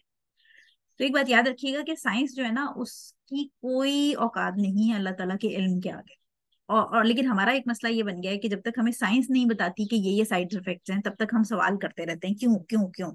क्योंकि जनरली इंसान जो है ना, वो क्यूरोसिटी, बिल्ली के लिए तो मशहूर है curiosity kills the cat, but इंसान के केस में भी क्यूरोसिटी एक बड़ा मेन फैक्टर है जो उसको बहुत सारी जगहों पे अजाब में डाल देता है। तो मसला ये है कि अगर आपको साइंस बता देती है कि भाई ये काम करोगे तो ये नुकसान होगा, तो हम साथ ही सोचते हैं अच्छा तभी तो इस्लाम में भी ये काम मना किया गया है। लेकिन जब हमें साइंस जब तक नहीं बताती, तब तक हम सस्पिशन में, डाउट में रहते हैं कि पता नहीं अल्लाह ताला ने क्यों मना किया, पता नहीं क्यों, पता नहीं क्यों। सो हमेशा याद रखें कि अल्लाह ताला की विजडम को, अल्लाह ताला की नॉलेज को, अल्लाह ताला की जो भी मतलब उसकी जो एबिलिटीज हैं उसको इंसान कभी एनसर्कल नहीं कर सकता, उसका अहाता नहीं कर सकता। हम सूरह जो आयतल कुर्सी है उसमें भी ये पढ़ते हैं कि कोई उसके इल्म का अहाता नहीं कर सकता। सो बहरहाल ये साइड इफेक्ट्स कुछ जो हैं वो चीजों के हमें मेडिकली पता है, कि चाहे आप सर पे बाल आर्टिफिशियल लगाएं, एक्सटेंशंस की फॉर्म में फिक्स करवाएं, या लैशेस वगैरह लगाएं, इसमें स्वेलिंग और इन्फ्लेमेशन, यानी जो हेयर फॉलिकल्स होते हैं उनका इन्फेक्शन हो सकता है। ठीक है, स्वेलिंग हो सकती है, उनकी जो जड़ें हैं वो स्वेल कर जाती हैं। इसके अलावा टेम्पररी या परमानेंट लॉस भी हो सकता है, क्योंकि अक्सर इस तरह होता है कि लोग हेयर एक्सटेंशन लगवाते हैं और फिर वो उसकी क्लिपें फंस जाती हैं, फिर वो जब निकालते हैं तो वो टूट रहे होते हैं बाल साथ में। या अगर आपने परमानेंट हेयर एक्सटेंशन लगवाई हुई है, तो जब वो 2-3 महीने के बाद वो आहिस्ते आहिस्ते नीचे आके उतारते हैं, तो क्योंकि आपके बालों में ब्रश नहीं किया जा सकता इतने अरसे, तो इनफैक्ट जो बाल हैं वो मजीद बर्बाद हो जाते हैं। स्किन इरिटेशन हो सकती है आईलिड्स के ऊपर, जो लोग लैश एक्सटेंशन या लैशेस लगाते हैं उसका ग्लू कुछ लोगों को इरिटेट कर जाता है, जिससे आईलिड्स की स्वेलिंग हो जाती है, जिसको ब्लेफराइटिस कहते हैं। इसी तरह कॉर्निया, जो आंखों का कॉर्निया होता है, जो काला वाला हिस्सा है, इसका इन्फेक्शन हो सकता है, जिससे आंखों की बिनाई इफेक्ट हो सकती है। ट्रिक या ट्राइकोटिलोमेनिया एक बीमारी होती है जिसके अंदर लोगों को साइकोलॉजिकल प्रॉब्लम होती है, अपने बाल सोचते सोचते कुछ सोचना शुरू करते हैं या परेशानी होती है, तो सर के बाल जो है ना वो नोचने लग जाते हैं। तो जो ट्रिक है, ये इसको शॉर्ट फॉर्म में ट्रिक कहते हैं, ये एग्रीवेट हो जाती है, ये बढ़ जाती है जो लोग हेयर एक्सटेंशन लगवाते हैं। इसी तरह एक्सटेंशन जो है वो आपको ट्रैक्शन एलोपेशिया का मतलब है कि बाल खिंचते हैं, तो खिंचने की वजह से वहां से गंजपन शुरू हो जाती है। यानी जो लोग हेयर एक्सटेंशन लगाते हैं रेगुलर बेसिस पे, वो ऑब्वियसली जब बार बार एक ही सेक्शंस में क्योंकि आपको कवर करना होता है, उसकी क्लिप्स को कवर करना होता है, तो जब आप बार बार वहां लगाएंगे तो एक हेयर एक्सटेंशन का अपना वेट होता है, वो जब आपके ओरिजिनल बालों के साथ लटकती हैं तो वो उसको खींचती हैं नीचे की तरफ, वेट आपको फील होता है। सो उसके साथ साथ मजीद हेयर फॉल हो सकता है। इसके अलावा बालों का टेक्सचर बर्बाद हो जाता है, हेयर टैंगल कर जाते हैं आपस में, गुच्छे बन जाते हैं, उनकी शाइन खत्म होने लग जाती है। नेचुरल हेयर की बात हो रही है आपकी, तो ये कोई आपको सपोर्ट नहीं कर रही होती, ये एक्चुअली आपके ओरिजिनल बाल भी बर्बाद कर रही होती है। तो ये आपको सैलून वाले ये बातें नहीं बताएंगे। इसके अलावा जो मटेरियल यूज हो रहा है वो लोगों के अंदर, क्योंकि मैं डर्मेटोलॉजिस्ट हूँ, आई नो कि मेरे पास पेशेंट्स आते हैं इस किस्म की चीजों के साथ। ठीक है, सो ये डर्मेटाइटिस कॉज कर देती हैं ये, क्योंकि आर्टिफिशियल ज्यादातर यूज होती हैं इसके अंदर, और जो एडहेसिव वगैरह यूज हो रहे होते हैं इसके ऊपर एफडीए या फार्मेसी की जो पाकिस्तान की या मुख्तलिफ इंटरनेशनली भी कोई जो फार्मास्यूटिकल एसोसिएशन है, उसकी कोई रेगुलेशन नहीं है कि जो रबर या जो एडहेसिव या ग्लू इसके लिए इस्तेमाल होंगे उसकी क्वालिटी कैसी होनी चाहिए, उसमें क्या चीज इस्तेमाल होनी चाहिए। तो ये मल्टीपल जो एलर्जिक रिएक्शंस हैं वो इन चीजों के साथ कॉज हो सकते हैं, जिससे डर्मेटाइटिस हो सकता है, जिसके साथ आपके जो सर के बाल जो रह गए हैं वो भी उतर जाएंगे। अल्सर हो सकते हैं कॉज, आपकी आईज का जो कॉर्नियल अल्सर कॉज हो सकता है। ठीक है, इसी तरह जो परमानेंट लगवाते हैं उसमें जो लैश एक्सटेंशन करवाते हैं, या जो हेयर एक्सटेंशन परमानेंट लगवाते हैं, उन लोगों का ये मसला होता है कि एक क्योंकि वेट आ रहा होता है, तो कॉन्टिन्यूसली जो है वो pen at the site of attachment उनको फील होने लग जाता है, जिसकी वजह से उनका बीपी अक्सर लोगों का हाई होने लग जाता है, हेडेक्स का प्रॉब्लम आने लग जाता है। तो ऐसा नहीं है कि ये चीजें खूबसूरत आपको दिखाती हैं, but they will always come with the side effect. ऐसे ही नहीं हमें इस्लाम ने मना किया इन चीजों के लिए। और लास्ट इसका जो इम्पोर्टेंट साइड इफेक्ट है वो स्पिरिचुअल और साइकोलॉजिकल है, कि जब भी आप हमेशा याद रखें गुनाह में पड़ेंगे तो आपकी रूह का जो है ना वो बेचैन होगी, आपके अंदर जो आपका नफ्स है, वो आपको जो नफ्स लवामा जो होगा, अगर किसी का जमीर जिंदा है जिसको हम आसान अल्फाज में कहते हैं, तो वो आपको तंग करता है, बिकॉज आप अल्लाह ताला के रूल्स के अगेंस्ट जा रहे हैं। तो हमेशा देखें कि जितने गुनाहों में जो बंदा आगे बढ़ता जाएगा, उसका इनर पीस, उसका दिमाग का सुकून, उसकी मेंटल हेल्थ बर्बाद होती जाएगी।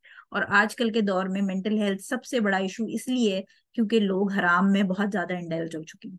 कुछ चीजों का उनको पता है, जानते बूझते वो हराम में इंडल्ज हुए, और कुछ चीजों का उनको पता ही नहीं और ना वो जानना चाहते हैं।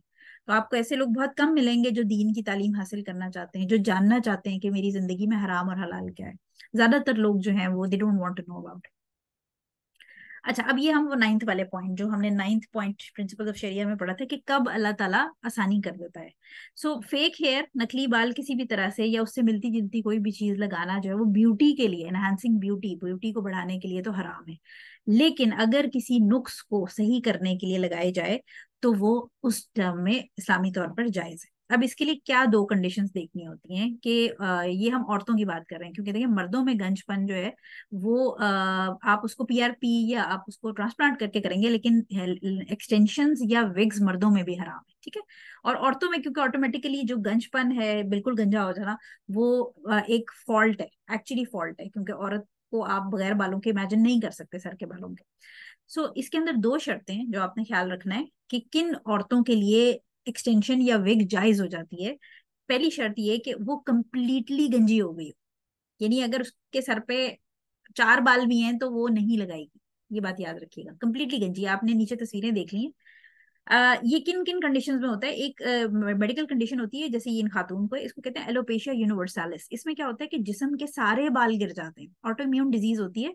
ये देखें, इनकी पलकें भी गिरी हुई हैं, इनकी आईब्रोज भी गिरी हुई हैं, इनके सर के बाल, इनकी पूरी बॉडी पे बाल नहीं है। ऐसी कंडीशन जिसके अंदर, क्योंकि देखें अब ये एबनॉर्मेलिटी है, ये हुस्न वाला मसला नहीं रहा यहाँ पर। ऐसी केस में ऐसी औरत विग लगा सकती है, ठीक है, क्योंकि ये फिक्सिंग फॉल्ट वाली कैटेगरी में आएगा। वो औरत नॉर्मल नहीं है, उसके सर पे बाल ही नहीं है। तो कंप्लीट बॉल्ड वुमेन, पहली शर्त। दूसरी शर्त क्या होगी कि उसमें उम्मीद भी नहीं है कि बाल वापस आएंगे। अब आप वापस अगर सोचें, मैंने अभी आपको वो जो मीजल्स वाली एक हदीस पढ़ाई थी, जो खातून की बेटी को मीजल्स हुए थे और उन्होंने हजूर सल्लल्लाहु अलैहि वसल्लम से पूछा था, तो मीजल्स में बाल गिरे थे लेकिन वो गंजी नहीं हुई थी। मीजल्स में बाल गिर जाते हैं, जैसे टाइफाइड में बाल गिर जाते हैं, हल्के हो जाते हैं। और फिर जब उसके बाद आहिस्ता आहिस्ता आपका एनर्जी लेवल ठीक होता है, तो आपके एनर्जी लेवल ठीक होने के बाद कुछ अरसे बाद बाल वापस आ जाते हैं, बेहतर होने शुरू हो जाते हैं। तो उस केस में आप ये देखें कि हजूर सल्लल्लाहु अलैहि वसल्लम ने मना कर दिया था, क्योंकि उस औरत की बेटी पर ये दोनों कंडीशंस नहीं लगती थी। ना तो वो कम्प्लीटली गंजी थी, और उसकी होप थी कि बाल वापस आ जाएंगे। तो पहली कंडीशन ये कि कम्प्लीटली बॉल्ड वुमेन, क्योंकि कम्प्लीटली बॉल्ड वुमेन के सर में ऐसे बाल होंगे ही नहीं जिसके साथ आप ओरिजिनल बालों के साथ नकली बाल जोड़े, ठीक है, कुछ होगा ही नहीं बेचारी, जैसे ये मैंने पहली वाली तस्वीर दिखाई है। दूसरी ये कि there is no hope of hair coming back. अब इसमें देखें आप, एक तो मैंने ये तस्वीर एलोपेशिया यूनिवर्सालिस की लगाई है। ये जो खातून है बेचारी, इनकी अगर आप ये तस्वीर देखें तो ये जल गई हैं, एसिड बर्न है ये। तो तेजाब या कोई इस किस्म की चीज, कोई खुदा ना खास्ता, अल्लाह ना करे, अल्लाह ना करे किसी के साथ मसला हो और वो बाल देखें, वो फॉलिकल ही वहां से जल गया है। अब यहाँ जिंदगी भर बाल नहीं आएंगे और कंप्लीटली उड़ गए हैं बाल यहाँ से।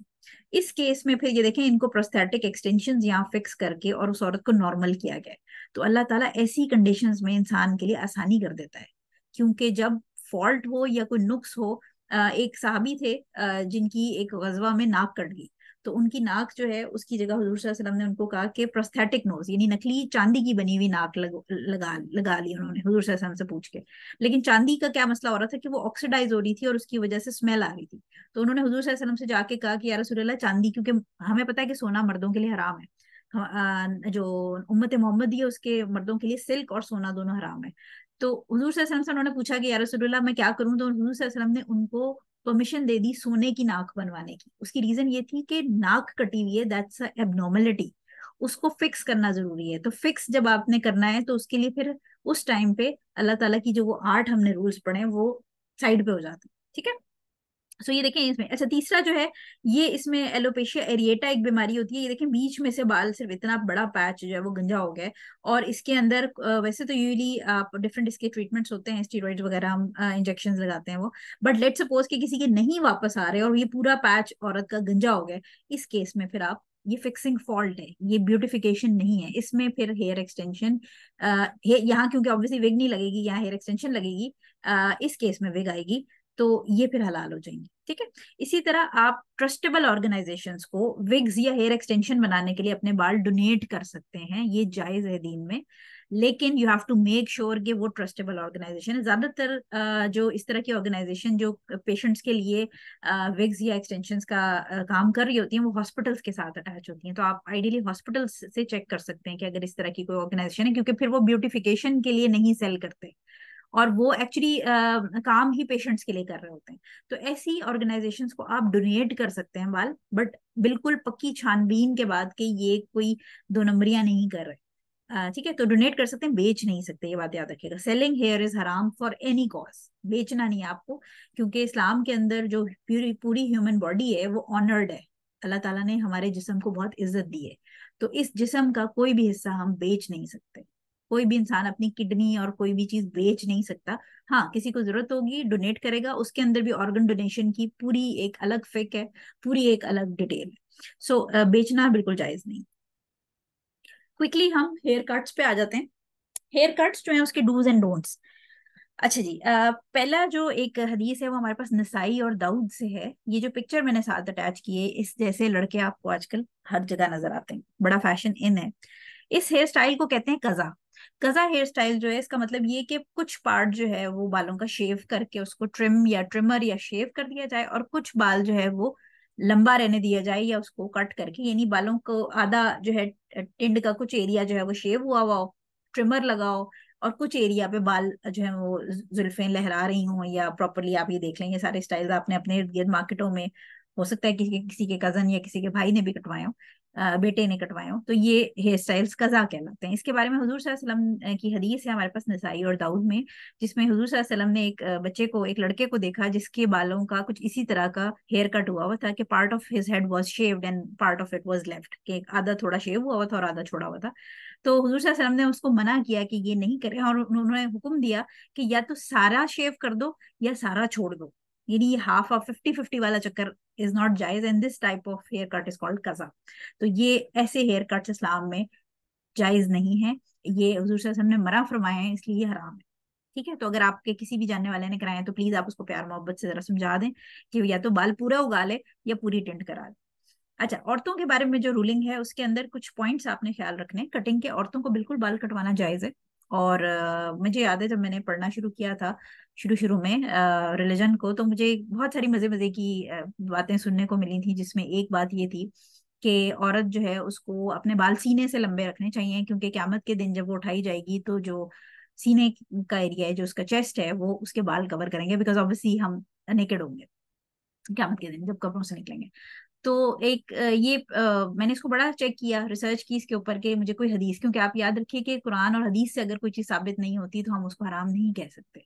एवरीथिंग, ये एक बड़ा सिंपल सा रूल याद रखिएगा कि दुनिया की हर चीज जायज है जब तक कि आपको उसके ऊपर कुरान और हदीस में से रूल ना मिले उसके हराम होने का। ठीक है, तो और दुनिया की चीजों में ये रूलिंग लगती है कि एवरीथिंग इज हलाल अनटिल प्रूवन अदरवाइज, और जो इबादत है उसके अंदर इसकी ऑपोजिट रूलिंग लगती है। इबादत में एवरी इबादत इज हराम until unless you have a specification from Quran and सुन्नह, यानी इबादत का, हर तरह की इबादत हराम है सिवाय उसके जो अल्लाह और उसके रसूल ने आपको जो आपको कुरान और हदीस से साबित है, आप सिर्फ वो इबादत कर सकते हैं। उसके अलावा कोई भी इबादत करेंगे वो बिदअत में, इनोवेशन में चली जाएगी। सो कटिंग के अंदर जो है वो आपके पॉइंट्स आपने क्या याद रखने। हेयर जो है वो नामहरम मर्द से नहीं कटेंगे औरत के।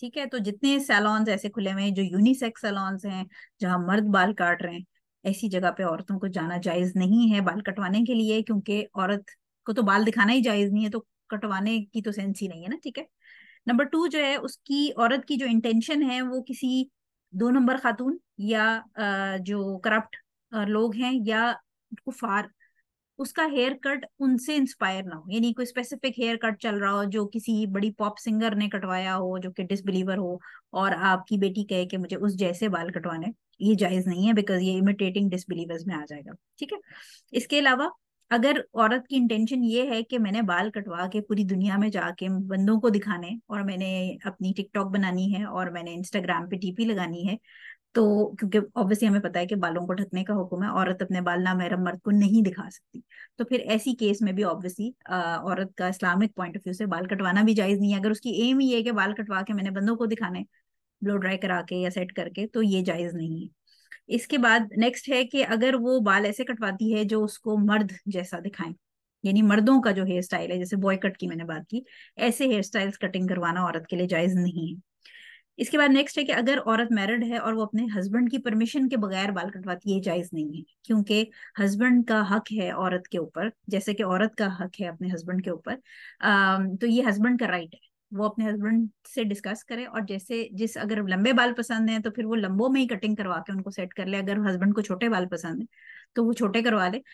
लेकिन इसमें एक और बात याद रखिएगा कि हस्बैंड, कभी कभी कुछ लोगों के हस्बैंड, क्योंकि मेरे पेशेंट्स इस तरह की स्टोरियों में सुनाते हैं, वो कोई बहुत ऑड सी फरमाइश कर देते हैं हस्बैंड्स की तरफ से, क्योंकि हस्बैंड भी आजकल अजीब अजीब हो गए। तो अगर वो कोई गैर शरई फरमाइश करेंगे तो याद रखिएगा, there is no obedience to creation which results in disobedience of creator, ये हदीस है।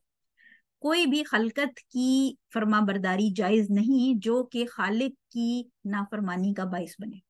तो अगर आपका हस्बैंड कोई हराम हेयर कट, हेयर स्टाइलिंग, हराम काम, लैश एक्सटेंशन लगवा लो बेगम तुम, ये मतलब कोई भी जो हम आगे पढ़ेंगे उसमें से जो हराम चीजें अगर वो आपका हस्बैंड कहता है, तो ऐसी केस में आप हस्बैंड की अतात नहीं कर सकते।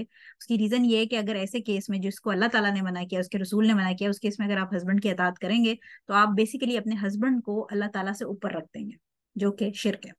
ठीक है, तो इस चीज को समझे थोड़ा सा।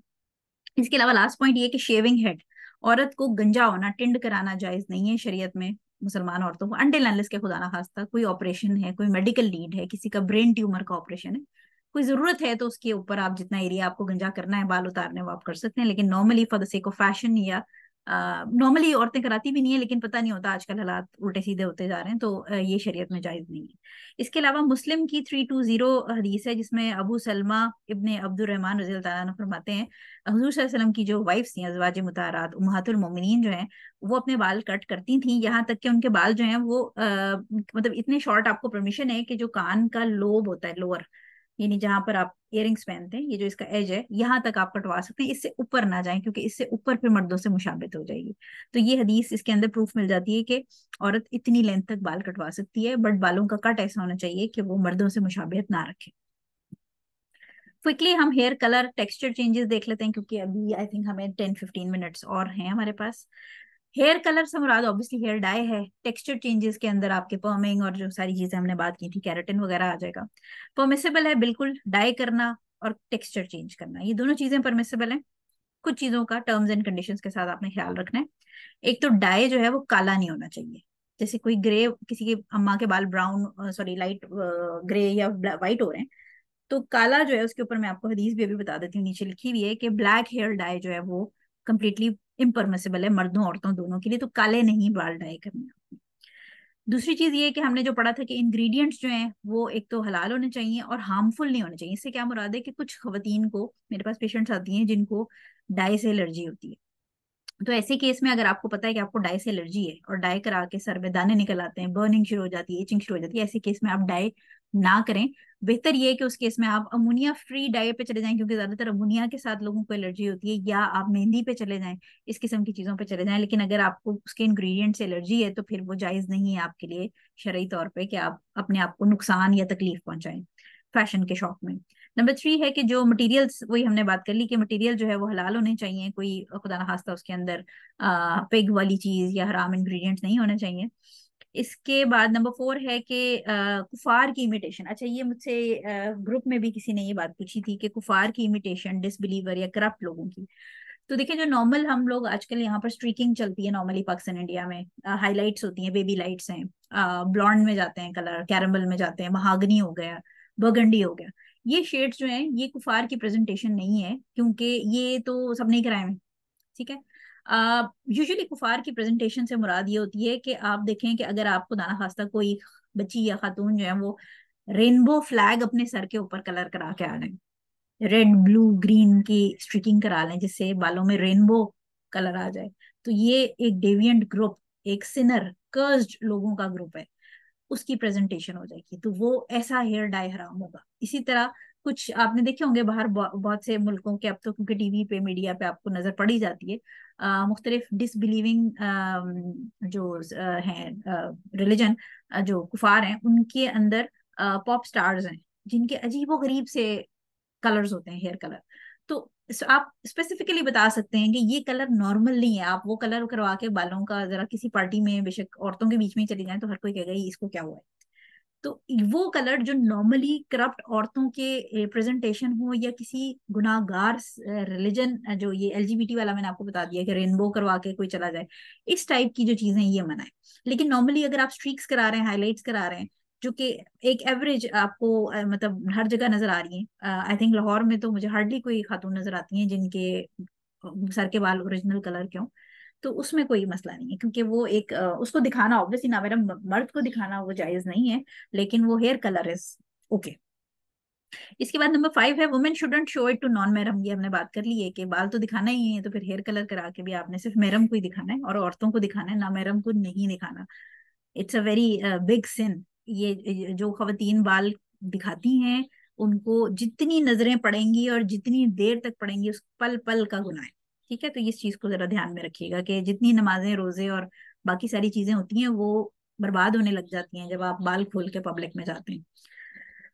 इसमें हदीस हमें मिल जाती है मुस्लिम की 5476, जिसमें हुजूर सल्लल्लाहु अलैहि वसल्लम ने फरमाया कि स्पेशली जिनके बाल जो हैं वो ग्रे हों उनको उन्होंने एनकरेज किया कि बाल डाई करें, क्योंकि जो बेसिकली डिसबिलीवर्स क्रिश्चियंस और ज्यूज हैं वो बाल डाई नहीं करते, व्हाइट बाल को, ग्रे बाल को।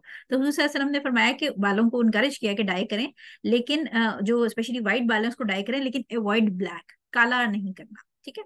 इसी तरह दाऊद और निसाई की एक और हदीस है जिसमें उन्होंने कहा कि क्यामत के नजदीक कुछ लोग इस तरह के होंगे, कुछ लोग नहीं एक्चुअली, क्यामत के नजदीक बहुत सारे लोग ऐसे होंगे जो कि अपने बाल काले डाई करेंगे और देखने में वो जैसे दूर से कबूतरों की झुंड देखें तो वो ब्लैक ब्लैक सी एक फील आती है, उस तरह के लगेंगे। ऐसे लोग जन्नत की खुशबू भी नहीं सूंघ सकेंगे। तो black hair dye is prohibited. अच्छा, क्विकली ये मैंने आपको सिर्फ बताने के लिए कि ये हेयर ट्रांसप्लांट में क्या होता है, इसलिए हम इसकी स्लाइड मैंने दिखा दी आपको। हेयर ट्रांसप्लांट में क्या करते हैं, आपके जो बैक, ये जो डोनर एरिया कहलाता है, यहाँ से एक स्लिप लेते हैं इस तरह की काट के, जिसमें हेयर फॉलिकल्स होते हैं। इसको ऐसे ऐसे जैसे चावल बोते हैं ना, उस तरह ये फसल की तरह आप इसके पीसेस अलग करते हैं इस तरह, और ये यहाँ से उठा के, इस जगह से उठा के आप ये जो आगे वाली जहां पर से बाल गिरे हुए थे उधर ये चावल की फसल आप बो देते हैं। एक्चुअली चावल नहीं बोते, आप बाल बोते हैं, लेकिन बिल्कुल प्रोसीजर उसी तरह होता है कि आप उसको इम्प्लांट कर देते हैं। ठीक है, तभी हेयर ट्रांसप्लांट कहलाता है कि एक जगह से उठा के अपनी दूसरी जगह लगा दिए। सो हेयर ट्रांसप्लांट जो है ये परमिसिबल प्रोसीजर है। ऑल्दो कि मैं आपको ये बता दूं कि ये मेन में ज्यादा सक्सेसफुल होता है, औरतों में ये बहुत सक्सेसफुल नहीं है। जेंट्स के अंदर ये ज्यादा सक्सेसफुल होता है इसका रेट। इसी तरह पीआरपी जो है, प्लेटलेट रिच प्लाज्मा, इसमें क्या करते हैं ये आपको तस्वीर देख के पता चल जाएगा। आपका ब्लड लेते हैं, उसको सेंट्रीफ्यूज करते हैं, तेजी से एक मशीन होती है सेंट्रीफ्यूज मशीन, उसमें घुमाते हैं तो आपके जो ब्लड का लिक्विड पार्ट है वो अलग हो जाता है और उसका जो सॉलिड ब्लड सेल्स वाला पार्ट है वो नीचे बैठ जाता है। तो ये जो ऊपर का येलो सा ऑरेंज सा लिक्विड पार्ट होता है, ये बेसिकली इसके अंदर बहुत सारे ग्रोथ फैक्टर्स और हीलिंग फैक्टर्स होते हैं। तो ये लेकर आपकी स्कैल्प में इंजेक्ट किया जाता है, इसको पीआरपी कहते हैं। PRP for the sake of fixing an abnormality, चाहे चेहरे पे कोई मिलाजमा या छाई छाई हो या कोई इस किस्म के मसले हो, अगर आप नुक्स ठीक कर रहे हैं तो उसके लिए पीआरपी जायज है। खूबसूरती के लिए पीआरपी जायज नहीं है, याद रखिएगा। तो पीआरपी भी एक प्रोसीजर है जो कि बालों से रिलेटेड है, और सर ऑब्वियसली हेयर फॉल या कोई शौकिया तो जाके सर के बालों में पीआरपी नहीं कराएगा, बिकॉज ये थोड़ा सा पेनफुल प्रोसीजर भी हो जाता है कभी कभी, अगर नमिंग सही प्रॉपर ना हो तो। इतनी सुइयां जब सर के अंदर लगती हैं तो कुछ लोगों को हेडेक या फीवर भी हो जाता है। डिपेंड्स अपॉन कि कौन कर रहा है और क्या प्रोसीजर है, लेकिन पीआरपी स्कैल्प के लिए जो है वो बिल्कुल जायज है, करवा सकते हैं। स्लो प्रोसीजर है, रिजल्ट स्लो आते हैं, कभी कभी पेशेंट भाग भी जाते हैं इसीलिए। तो इसलिए पेशेंट की पहले काउंसलिंग और उसको ये बात समझाना जरूरी है कि आपको सेशंस चाहिए होंगे, और बहुत क्विक मिरेकल रिजल्ट नहीं है कि फौरन एक सेशन में ही आपके सर पे आप रेपंजल बन जाएंगे और बहुत लंबे बाल निकल आएंगे। इस हदीस का आप स्क्रीनशॉट ले सकते हैं। ये हदीस लंबी हदीस है, मैं इसको पढ़ूंगी नहीं, मैं सिर्फ इसका आपको मफहूम बता देती हूँ। बुखारी में 3464, लंबी हदीस ये मैंने शामिल इसलिए की है क्योंकि ये प्रूफ है कि जो सर की गंजपन या सर के जो बाल गिरना, ये जो बॉल्डनेस है, बेसिकली गिरना नहीं, एक्चुअली बॉल्डनेस, गंजपन की बात हो रही है। जो गंजपन है यानी गंजा जो हो जाता है बंदा, मर्द और औरत दोनों, वो एक एबनॉर्मेलिटी है। ठीक है, तो उसको फिक्स करने के लिए जायज हलाल तरीके इस्तेमाल आप कर सकते हैं, जिसमें हमने हेयर ट्रांसप्लांट और पीआरपी के ऑप्शन दिए आपको। ये हदीस के अंदर बेसिकली बनी इसराइल के 3 लोगों का जिक्र हुजूर सल्लल्लाहु अलैहि वसल्लम ने फरमाया था, जिसमें से एक कोढ़ एक बीमारी होती है, लेप्रेसी कहते हैं, उसमें से एक लीपर था, एक नाबीना शख्स था और एक गंजा इंसान था। तो उनकी ये स्टोरी है जिसको आप तसल्ली से बाद में पढ़ सकते हैं, स्क्रीनशॉट ले लें इसका। लंबी हदीस है। इसके अंदर बेसिकली ये पता चलता है कि जब 3 लोगों को जो है वो फरिश्ते ने एंड में इनको हेल्प किया मिडल ऑफ द स्टोरी के अंदर, तो जो लेप्रेसी वाला बंदा था उसकी स्किन, क्योंकि कोड़ स्किन की बीमारी होती है, तो उसकी स्किन हील कर दी फरिश्ते ने। और जो ब्लाइंड मैन था उसका क्योंकि नुक्स आंखों का था तो उसको बिनाई दे दी, और जो गंजा था उसने बालों की फरमाइश की थी, तो फरिश्ते ने उसको अल्लाह ताला के हुक्म से उसके बाल उगा दिए, ब्यूटीफुल हेयर दे दिए। तो इस जो कंपैरिजन है एक लीपर, एक ब्लाइंड मैन और बॉल्ड हेडेड मैन का, इससे पता चलता है कि जो गंजपन है, गंजा होना, वो एक नुक्स है, और उसको फिक्स करने के लिए आप फिर हलाल तरीके इस्तेमाल करेंगे जो कि पीआरपी हुए हैं, लेकिन आप इसमें विग नहीं यूज करेंगे, याद रखिएगा, क्योंकि जो हाफ गंजा होता है बीच वाला, उसके अंदर मसला क्या होता है कि आपको, हमने जो बात पढ़ी थी कि अगर ओरिजिनल बाल मौजूद है तो उसके साथ आप दूसरा बाल नहीं जोड़ सकते। तो विग जो है, इन केस के पूरे ही गंजी है, औरत की बात हो रही है, मर्द में अगेन इतना कोई मसला नहीं है। औरत का मसला होता है कि औरत के केस में जब पूरी गंजा हो गया तो वो बाल बचे ही नहीं जिसके साथ कोई एक्स्ट्रा बाल आप जोड़ेंगे। ठीक है। सो हेयर के ऊपर ये आप तसल्ली से बाद में पढ़ सकते हैं। एक इंपॉर्टेंट कॉन्सेप्ट याद रखिएगा, ये मुझसे बहुत लोग पूछते हैं। आ, काफी सारे लोग पूछते हैं कि जो हेयर ट्रांसप्लांट है या जो पीआरपी हम कर रहे हैं या जो हम बाल कटवा रहे हैं, बाल डाई कर रहे हैं, क्या ये अल्लाह की खलकत को नहीं बदल रहे? बहुत सारे लोगों के सवाल आता है दिमाग में, क्योंकि जब आप बाल डाई कराते हैं तो 3 3 4 4 महीने बाल डाई रहते हैं। तो इसका कॉन्सेप्ट एक समझ लीजिए कि जो बाल हैं आपके, जो चाहे जिस्म का किसी भी एंगल एरिया का बाल है, उसके ऊपर चेंजिंग क्रिएशन की रूलिंग नहीं लगती। उसके ऊपर हर एरिया के बालों के आपको सुन्नत के अंदर अलग ऑर्डर्स मिलते हैं। जैसे जैसे आप, इसीलिए मैं आपको 3 क्लासें पढ़ाऊंगी, सर के बाल, जिस्म के बाल और चेहरे के बाल, क्योंकि ये तीनों बालों के ऊपर एक रूलिंग नहीं लगती। इसलिए जो बाल है जनरली वो खलकत को बदलने, चेंजिंग क्रिएशन ऑफ अल्लाह वाली कैटेगरी में नहीं आते। इसके ऊपर आपको हर जिस्म के हिस्से के बालों का ऑर्डर अलग मिलता है। और हमें प्रूफ इस चीज से कैसे मिलता है कि हुजूर सल्लल्लाहु अलैहि वसल्लम के जमाने में भी लोग बाल डाई करते थे, बालों को कटिंग भी करते थे, बालों की पोनी बनाते थे, चुटिया बनाते थे, जूड़ा बनाते थे। तो अगर ये चेंजिंग क्रिएशन होता तो फिर तो जैसे बाल हैं और जहाँ के हैं वो आप ऐसे ही लंबे छोड़ दें, फिर आप अंडर आर्म्स के बाल भी छोड़ दें, आप अंडर लेग्स के बाल भी छोड़ दें लंबे। तो बाल जो हैं वो पूरी बॉडी के इस रूलिंग के अंदर नहीं आते, चेंजिंग क्रिएशन के अंदर नहीं आते। उसके ऊपर हुजूर सल्लल्लाहु अलैहि वसल्लम ने हर मौके के ऊपर आपको जो अंडर आर्म अंडर लेग्स के बाल हैं उसका अलग ऑर्डर है, जिस्म के बालों के ऊपर अलग सिचुएशन लगती है, आईब्रोज के लिए अलग सिचुएशन लगती है, उस पर आपको हदीस अलग मिल जाएंगी, सर के बालों की हदीस अलग मिल जाएंगी। ठीक है। तो जो चेंजिंग क्रिएशन है वो बालों के लिए नहीं कही जाती, क्योंकि बालों को ऑलरेडी हमें कटिंग करना, डाई करना अलाउ है। ठीक है। सो इंशाल्लाह ये जब हम आगे आगे जिस जिस सेक्शन में जाएंगे तो हम उसको पढ़ते जाएंगे। अच्छा, ये स्लाइड मैंने कल रात को ऐड की है इस पावर पॉइंट में, क्योंकि कुछ क्वेश्चंस थे मेरे पास व्हाट्सएप के ग्रुप में, जिसके अंदर मिथ्स लोगों ने पूछे थे। मिथ्स से मुराद ये होती है कि गलत फहमियां, सुपरस्टिशन, तोहमात। ठीक है। एक उसमें सवाल था कि जो चांद की तारीखों के बारे में कहा जाता है कि 14वीं के चांद पे बाल कटवाएंगे तो लंबे होंगे, और कुछ इस किस्म की स्टोरियां मैंने भी सुनी है, मैंने कभी इस पे बिलीव नहीं किया, लेकिन सालोन में अक्सर जो है ना वो इस किस्म की बातें हो रही होती हैं। तो ये याद रखिए कि इस्लामी शरई तौर पे और मेडिकली दोनों तरह से इसका कोई प्रूफ नहीं है, ना हमारे पास कोई हदीस है, ना हमारे पास कोई इसका मेडिकल प्रूफ है कि चांद की 14वीं को बाल कटवाएंगे तो आप जो है ना वो वेयरवुल्फ बन जाएंगे, और चांद की 14वीं से पहले कटवाएंगे तो पता नहीं गंजे हो जाएंगे। इसका कोई मेडिकल और शरई तौर पे इसका कोई नहीं है। ये बेसिकली ज्यादातर चीजें हिंदुओं की रस्मों से आई हुई हैं, उनकी तो हम परस्ती से आई हुई हैं। मैक्सिमम और minimum time to cut hair, कि बाल जो सर के बालों की, क्योंकि आज हमारी क्लास सर के बालों की है, जब बॉडी के बालों पे जाएंगे तो फिर हाँ उसके अंदर मैक्सिमम मिनिमम टाइम है। सर के बालों के लिए कोई ऐसा रूल नहीं है, कहीं शरीयत में आपको कोई ऐसी हदीस नहीं मिलेगी जिसके अंदर कहा हो कि सर के बाल इतने बजे काट लो और इतने बजे ना काटो, और इतने फला दिन को काटना है, फला चांद की तारीख को। इट्स जो हमने पीछे रूल्स पढ़ लिए हेयर कटिंग के वो इम्पोर्टेंट हैं, इसमें टाइमिंग का कोई मसला नहीं है। ठीक है। विमेन शुड नॉट यूज, अच्छा एक और सवाल था कि women should not use steel और मेटल फॉर देयर हेयर। इसमें आई थिंक मुझे जब मैंने पढ़ना शुरू किया तो एक और जो मुझे मजे का की बात सुनने को मिली थी वो ये कि औरत को जिस्म पे लोहा लगाना जायज नहीं है, वरना उसका जनाजा भारी हो जाता है। तो मैं बड़ी परेशान होती थी, मैंने बहुत ढूंढा शुरू में, क्योंकि ऑब्वियसली आप ढूंढते हैं, सर्च करते हैं, फिर जब आपको टीचर्स मिल जाते हैं तो फिर आप उनसे डायरेक्ट सवाल कर लेते हैं। तो जब मैंने पढ़ाई नहीं शुरू की थी, डिग्री नहीं शुरू की थी इस्लामिक स्टडीज की, उससे पहले मैंने ढूंढा, मुझे कहीं नहीं मिला। लेकिन एनीवेज जब डिग्री स्टार्ट होगी और फिर मैंने टीचर्स वगैरह से पूछा, बहुत सारी जगहों पे और पढ़ा, तो ऐसा कोई हुक्म नहीं है। औरत हुजूर सल्लल्लाहु अलैहि वसल्लम के जमाने में भी वो ऑब्वियसली क्या वो मतलब पत्थरों से तो उम्महातुल मोमिनीन बाल नहीं काटती थी, उनके पास ऑब्वियसली रेजर, उस्तरे, छुरी, इस टाइप की चीज होती थी, मेटल। तो मेटल जो है उसको औरत के जिस्म पे लगाने से कोई मसला नहीं है। और प्लास्टिक की कैंचियों से तो बाल कट नहीं सकते, सीधी सी बात है, लकड़ी की कैंची मैंने कभी देखी नहीं है। सो मेटल के साथ ही बाल कटेंगे। तो ये बिल्कुल सुपरस्टिशन है कि औरत को जिस्म पर लोहा लगाना जायज नहीं है। ऐसा कोई आपको शरीयत में नहीं मिलेगा, कहीं कोई रूलिंग नहीं है। ये हमारे लोगों ने अपनी तरफ से हराम हलाल नए नए बनाए हुए हैं, और जो एक्चुअली हराम हलाल है उसके ऊपर कोई बात नहीं करता। लास्ट क्वेश्चन था कि throwing here in the dustbin, बाल कटवा के फेंकने का है। तो वो डस्टबिन में डाल दें, कोई मसला नहीं है। क्योंकि अगर थैलियां बनाने लग जाए तो अनकरीब आप अपना मैट्रेस बना सकते हैं, अपने गद्दे शद्दे आप तैयार कर लेंगे अपने बालों के। Throwing here in the dustbin is okay, until unless कि आपके ऊपर बहुत ज्यादा, आपको बहुत अमीर है या बहुत खूबसूरत है, या आप इतनी कोई लकी खातून है दुनिया की कि आपको लगता है कि दुनिया का हर शख्स आपके ऊपर काला जादू करना चाहता है। तो उस केस में फिर आप उसको कहीं मिट्टी में दबा दें। लेकिन नॉर्मली इस तरह का कोई मसला नहीं, कोई शरीयत में इसका हुक्म नहीं है कि आपने उसको स्पेसिफिकली रैप करके फेंकना है, कहीं फेंकना है।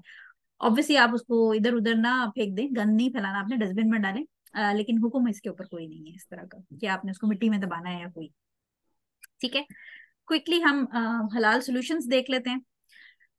विग्स और हेयर एक्सटेंशन के हलाल सॉल्यूशन, अब जिसने जान छुड़ानी है हेयर एक्सटेंशन से वो क्या करे, वो ये करे कि topical hair fibre powders powders मिलते हैं टॉपिक के नाम से और मुख्तलिफ नाम से। तो उसमें क्या होता है कि आप बाल सेट करके ऊपर से पाउडर छिड़क लेते हैं, वो पाउडर जो है वो थोड़ा सा ऐसे जाला सा बना देता है। तो जो बीच में से स्कैल्प नजर आ रही होती है वो कवर हो जाती है। लेकिन अगेन वही बात है कि जब ये वाला फैशन करके आप बगैर हिजाब के बाहर जाएंगे तो एक गुनाह से बच के आप दूसरे गुनाह में तो जा ही रहे हैं। लेकिन कोशिश करें ऑब्वियसली, आहिस्ता आहिस्ता गुनाह छूटते हैं, एकदम से आप जो है वो हाजी परहेजगार नहीं बन सकते। अल्लाह ताला से दुआ करें, स्टेप बाय स्टेप चीजों की तरफ जाएं, बेबी स्टेप्स लें towards getting rid of these things. ठीक है, इसके अलावा आप हेयर स्टाइल चेंज कर सकते हैं, जिस तरफ की मांग आपको लगता है चौड़ी हो रही है उस तरफ की मांग ऑपोजिट निकाल लें। हेयर स्टाइलिंग के अंदर यूट्यूब अब भरा पड़ा है, आपको ट्यूटोरियल्स मिल जाते हैं, नए हेयर स्टाइल ट्राई कर लें।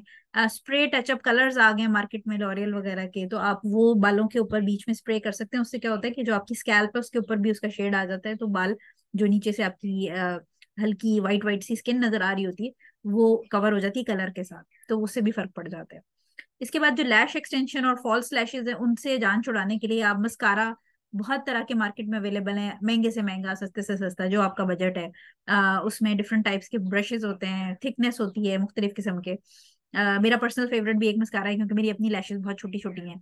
सो मस्कारा आप यूज कर सकते हैं, बस ख्याल आपने ये रखना है कि अगर वाटर प्रूफ मस्कारा है तो फिर आपका वजू नहीं होगा, तो आपको उसको उतार के वजू करना पड़ेगा। इवन जो नॉर्मल मस्कारा भी होता है उसको भी जब आप वजू करेंगे तो आप अच्छी तरह लैशेज मल लें। क्योंकि अगर उस पे से आपका मस्कारा नहीं उतरा, वाटर प्रूफ मस्कारा ना भी होता, तो कभी कभी कुछ ब्रांड्स के मस्कारे जो हैं वो पानी से नहीं उतरते इतने आराम से। तो आपको वजू करने के लिए अपनी लैशेज रब करनी पड़ेगी ताकि आपकी जो स्किन है जो लैश की जगह पे वहां तक पानी पहुंचे।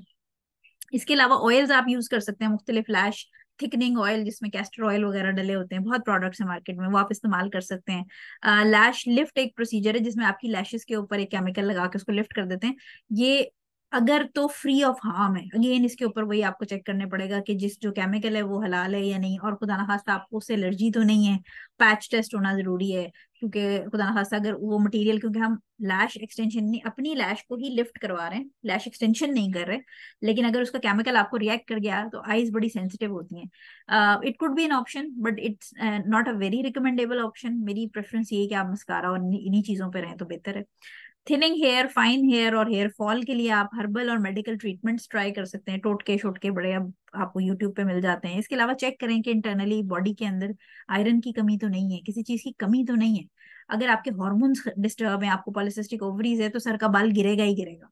तो उसमें ये कि हेयर एक्सटेंशन आपको धोखे की तरफ तो ले जाएंगे, मसले का हल नहीं निकालेंगे, तो आपने मसले का हल निकालना है, सो गो सी अ डॉक्टर।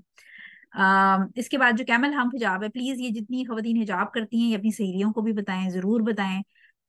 अगर ओरिजिनल बाल भी अपने आप बांध रहे हैं तो उसको ऊंचा जूड़ा ना बांध के हिजाब करें, उसको बिल्कुल गर्दन के करीब बांधें जूड़ा अपना। और extra please please please normal पोनियां लगाएं। ये जो स्क्रंचीज हैं ये उठा के फेंक दें, इनको डस्टबिन में डाल दें, काट के फेंक दें। ये वो चीजें हैं जो भले 1 सेकंड के लिए ही, लेकिन ये हदीस के मुताबिक क्या जहन्नुम का चक्कर लगवा देंगी जो जो इसको यूज कर रहा है। तो क्योंकि हम हदीस सही हदीस को डिनाई नहीं कर सकते। सो इसके अंदर ये करें कि बाल जो जब बांधें जूड़ा तो जरा गर्दन के करीब नीचे रख के बांधें, बीच में ना बांधें, ऊपर ना बांधें, उसके ऊपर कोई एक्स्ट्रा कोटिंग ना करें, नॉर्मल पोनी उसके ऊपर चढ़ा दें, या छोटा सा जो क्लच होता है वो इस्तेमाल कर लें, उसको उसके साथ आप उसको टाई कर दें। मैं पर्सनली क्लच भी कभी कभी बहुत छोटा सा फिंगर के 1.5 पोर के बराबर मेरा क्लच है, मैं वो लगा लेती हूँ। या मैं कोई बेटी की पोनी नॉर्मल जो आपकी सादी पोनियां होती हैं वो मैं जूड़ा बांध के उस पर चढ़ा लेती हूँ, और बिल्कुल गर्दन के नीचे वाले हिस्से में बांधना है आपने। कोई एक्स्ट्रा 2-2 3-3 हिजाब नहीं लपेटने आपने सर में, क्योंकि मैं अक्सर बच्चियों को देखती हूँ उन्होंने इतने हिजाब लपेटे होते हैं कि वो सर कम और फुटबॉल ज्यादा लग रहा होता है। सो ये please get rid of it, and जो आप सीख रहे हैं वो आगे जरूर लोगों को बताएं। इनमें से जो भी बातें मैंने आपको पढ़ाई हैं इनमें मेरा कोई फतवा नहीं है, इसमें मेरी सिर्फ एफर्ट ये है कि मैंने वो चीज आप तक पहुंचाई है। ये सारी चीजें सही हदीस और उल्मा के कंसेंसस के ऊपर मैंने आपको पढ़ाई हैं। आखिरी स्लाइड है हमारी, मुस्लिम की हदीस है। हम हर क्लास के स्टार्ट में एक आयत पढ़ेंगे और एंड में एक हदीस पढ़ेंगे, ताकि हम जब टॉपिक क्लोज करते हैं तो हम अल्लाह ताला के नाम से ही उसको शुरू करें, और अल्लाह और उसके नबी के नाम के ऊपर ही हम उसकी हिदायत के ऊपर ही उसको खत्म करें। सो ये हदीस जो है वो हमारे ऊपर ये है कि सॉरी, हुजूर साहब ने फरमाया कि जो, ये अगेन मैं इसको पैराफ्रेज कर रही हूँ, मैं आपको उर्दू में इसका मफहूम ट्रांसलेट कर रही हूँ, कि जो जायज है वो भी क्लियर है, यानी वो बता दिया गया है, हुजूर सल्लल्लाहु अलैहि वसल्लम फरमा रहे हैं, और जो नाजायज है वो भी बता दिया गया है। और उनके बीच में यानी हराम और हलाल जो है वो बड़ा क्लियरली हमारी शरीयत में एक्सप्लेन कर दिया गया है। इनके बीच बीच में कुछ ऐसे मैटर्स हैं जिनको लोग, जिनके बारे में लोगों को नहीं पता, यानी जिसको हम ग्रे मैटर कह सकते हैं, कि एक एक ब्लैक है और एक वाइट है और उसके बीच में एक सस्पिशियस मैटर्स है जिनके बारे में लोगों को नहीं पता। जो भी इन जो डाउटफुल मैटर्स हैं, जो शक और शुबे वाले मैटर्स हैं, उनके बारे में केयरफुल रहा, उसने अपना दीन और अपनी इज्जत दोनों बचा लिए।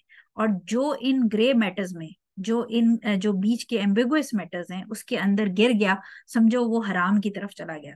ये बिल्कुल ऐसे है, ये मैं आपको हदीस के अल्फाज बता रही हूँ मफहूम बेसिकली ट्रांसलेट करके, कि उसमें हुजूर ने एग्जांपल दी कि ये बिल्कुल ऐसे है जैसे एक शेपर्ड है। शेपर्ड कौन होता है? गडरिया या चरवाहा जिसको कहते हैं उर्दू में। कि एक चरवाहा जो है वो अपने झुंड को, जो अपना फ्लॉक है शीप्स का, उसको लेके किसी की प्राइवेट पास्चर, का मतलब होता है कि किसी घर के, जैसे अक्सर आपने देखा होगा ना जब बकरा ईद होती है तो जिन घरों की बाहर लॉन्स हैं उसमें अक्सर बकरियां घुस जाती हैं, तो वो पौधे खा जाती हैं, नुकसान कर देती हैं, खराब कर देती हैं। तो वो बकरियां जो है उसको कंट्रोल करना, उस जो लड़का लेके निकला हुआ है अपने बकरे ईद के बकरे, उनका उसका काम होता है। तो ये जो बंदा हराम और हलाल के बीच के ग्रे एरिए से बचता नहीं है, ये बिल्कुल ऐसे होता है कि कोई चरवाहा जो है वो अपने भेड़ बकरियों को लेके निकला और किसी प्राइवेट पास्चर यानी प्राइवेट लैंड के करीब से गुजरा, और उसको नहीं पता चलेगा कि कब अचानक से उसकी बकरियां जो है ना वो किसी प्रॉपर्टी में घुस के उसका नुकसान कर दे।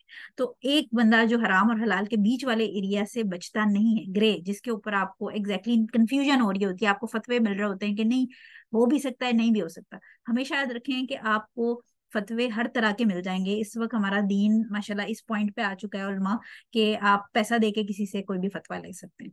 तो हमेशा याद रखिए कि जहां पर आपको डाउट हो, जहां पर आपको किसी ने भी ये बात कह दी है कि ये चीज हराम है, किसी एक बड़े मुफ्ती जो प्रॉपर स्कॉलर्स हैं, मैं नॉर्मल गली मोहल्ले के मुफ्ती की बात नहीं कर रही, प्रॉपर स्कॉलर से आपको पता चल जाए कि ये हराम है, तो स्टे अवे फ्रॉम इट। क्योंकि हुजूर सल्लल्लाहु अलैहि वसल्लम की हदीस के मुताबिक जो बंदा इस ग्रे मैटर से दूर रहेगा उसने अपना दीन और अपनी इज्जत बचा लिया। इसके बाद हुजूर फरमाते हैं कि हर जो बादशाह है उसकी एक बादशाहत, एक किंगडम है, और जो किंगडम या सेंचुरी कहते हैं, एक रिस्ट्रिक्टेड एरिया जिसको हम कहते हैं सेंचुरी। और अल्लाह ताला की जो सेंचुरी, अल्लाह ताला की जो किंगडम है, वो उसकी लिमिट्स जो है, वो जो जहां पर उसने बाउंड्रीज लगा दी है, जो आपको मना कर दी है, फॉरबिड कर दी है, वो उसकी बाउंड्रीज है। इसके बाद हुजूर सल्लल्लाहु अलैहि वसल्लम कहते हैं कि हाँ, इंसानी जिस्म के अंदर एक गोश्त का लोथड़ा ऐसा है कि अगर वो सही रहे तो पूरा जिस्म सही रहेगा, और अगर वो करप्ट हो जाए, वो खराब हो जाए, तो पूरा जिस्म खराब हो जाता है। और ये गोश्त का लोथड़ा जो है ये आपका दिल है। तो अगर दिल जो है वो आपका हक पे, दीन पर कायम रहेगा, तो आपका बाकी सारा वजूद भी जो है वो दीन के साथ, ईमान के साथ चलेगा। अगर आपका दिल जो है वो नफ्स को आप काबू ना कर सके, वो बुराइयों की तरफ चला गया, तो फिर आपका सारा वजूद बुराइयों के अंदर डूब जाएगा। ठीक है जी। सो ये हमारी क्लास थी। आई थिंक, मेरा ख्याल है कि ये मेरी आखिरी स्लाइड, हाँ जी मेरी आखिरी स्लाइड ही थी। अगर आप लोग कोई क्वेश्चन लेना चाहते हैं तो बिल्कुल ले सकते हैं। अच्छा, मैं रिकॉर्डिंग ऑफ कर देती हूँ ताकि ये अगर हम शेयर करेंगे तो हम रिकॉर्डिंग ऑफ कर देते हैं।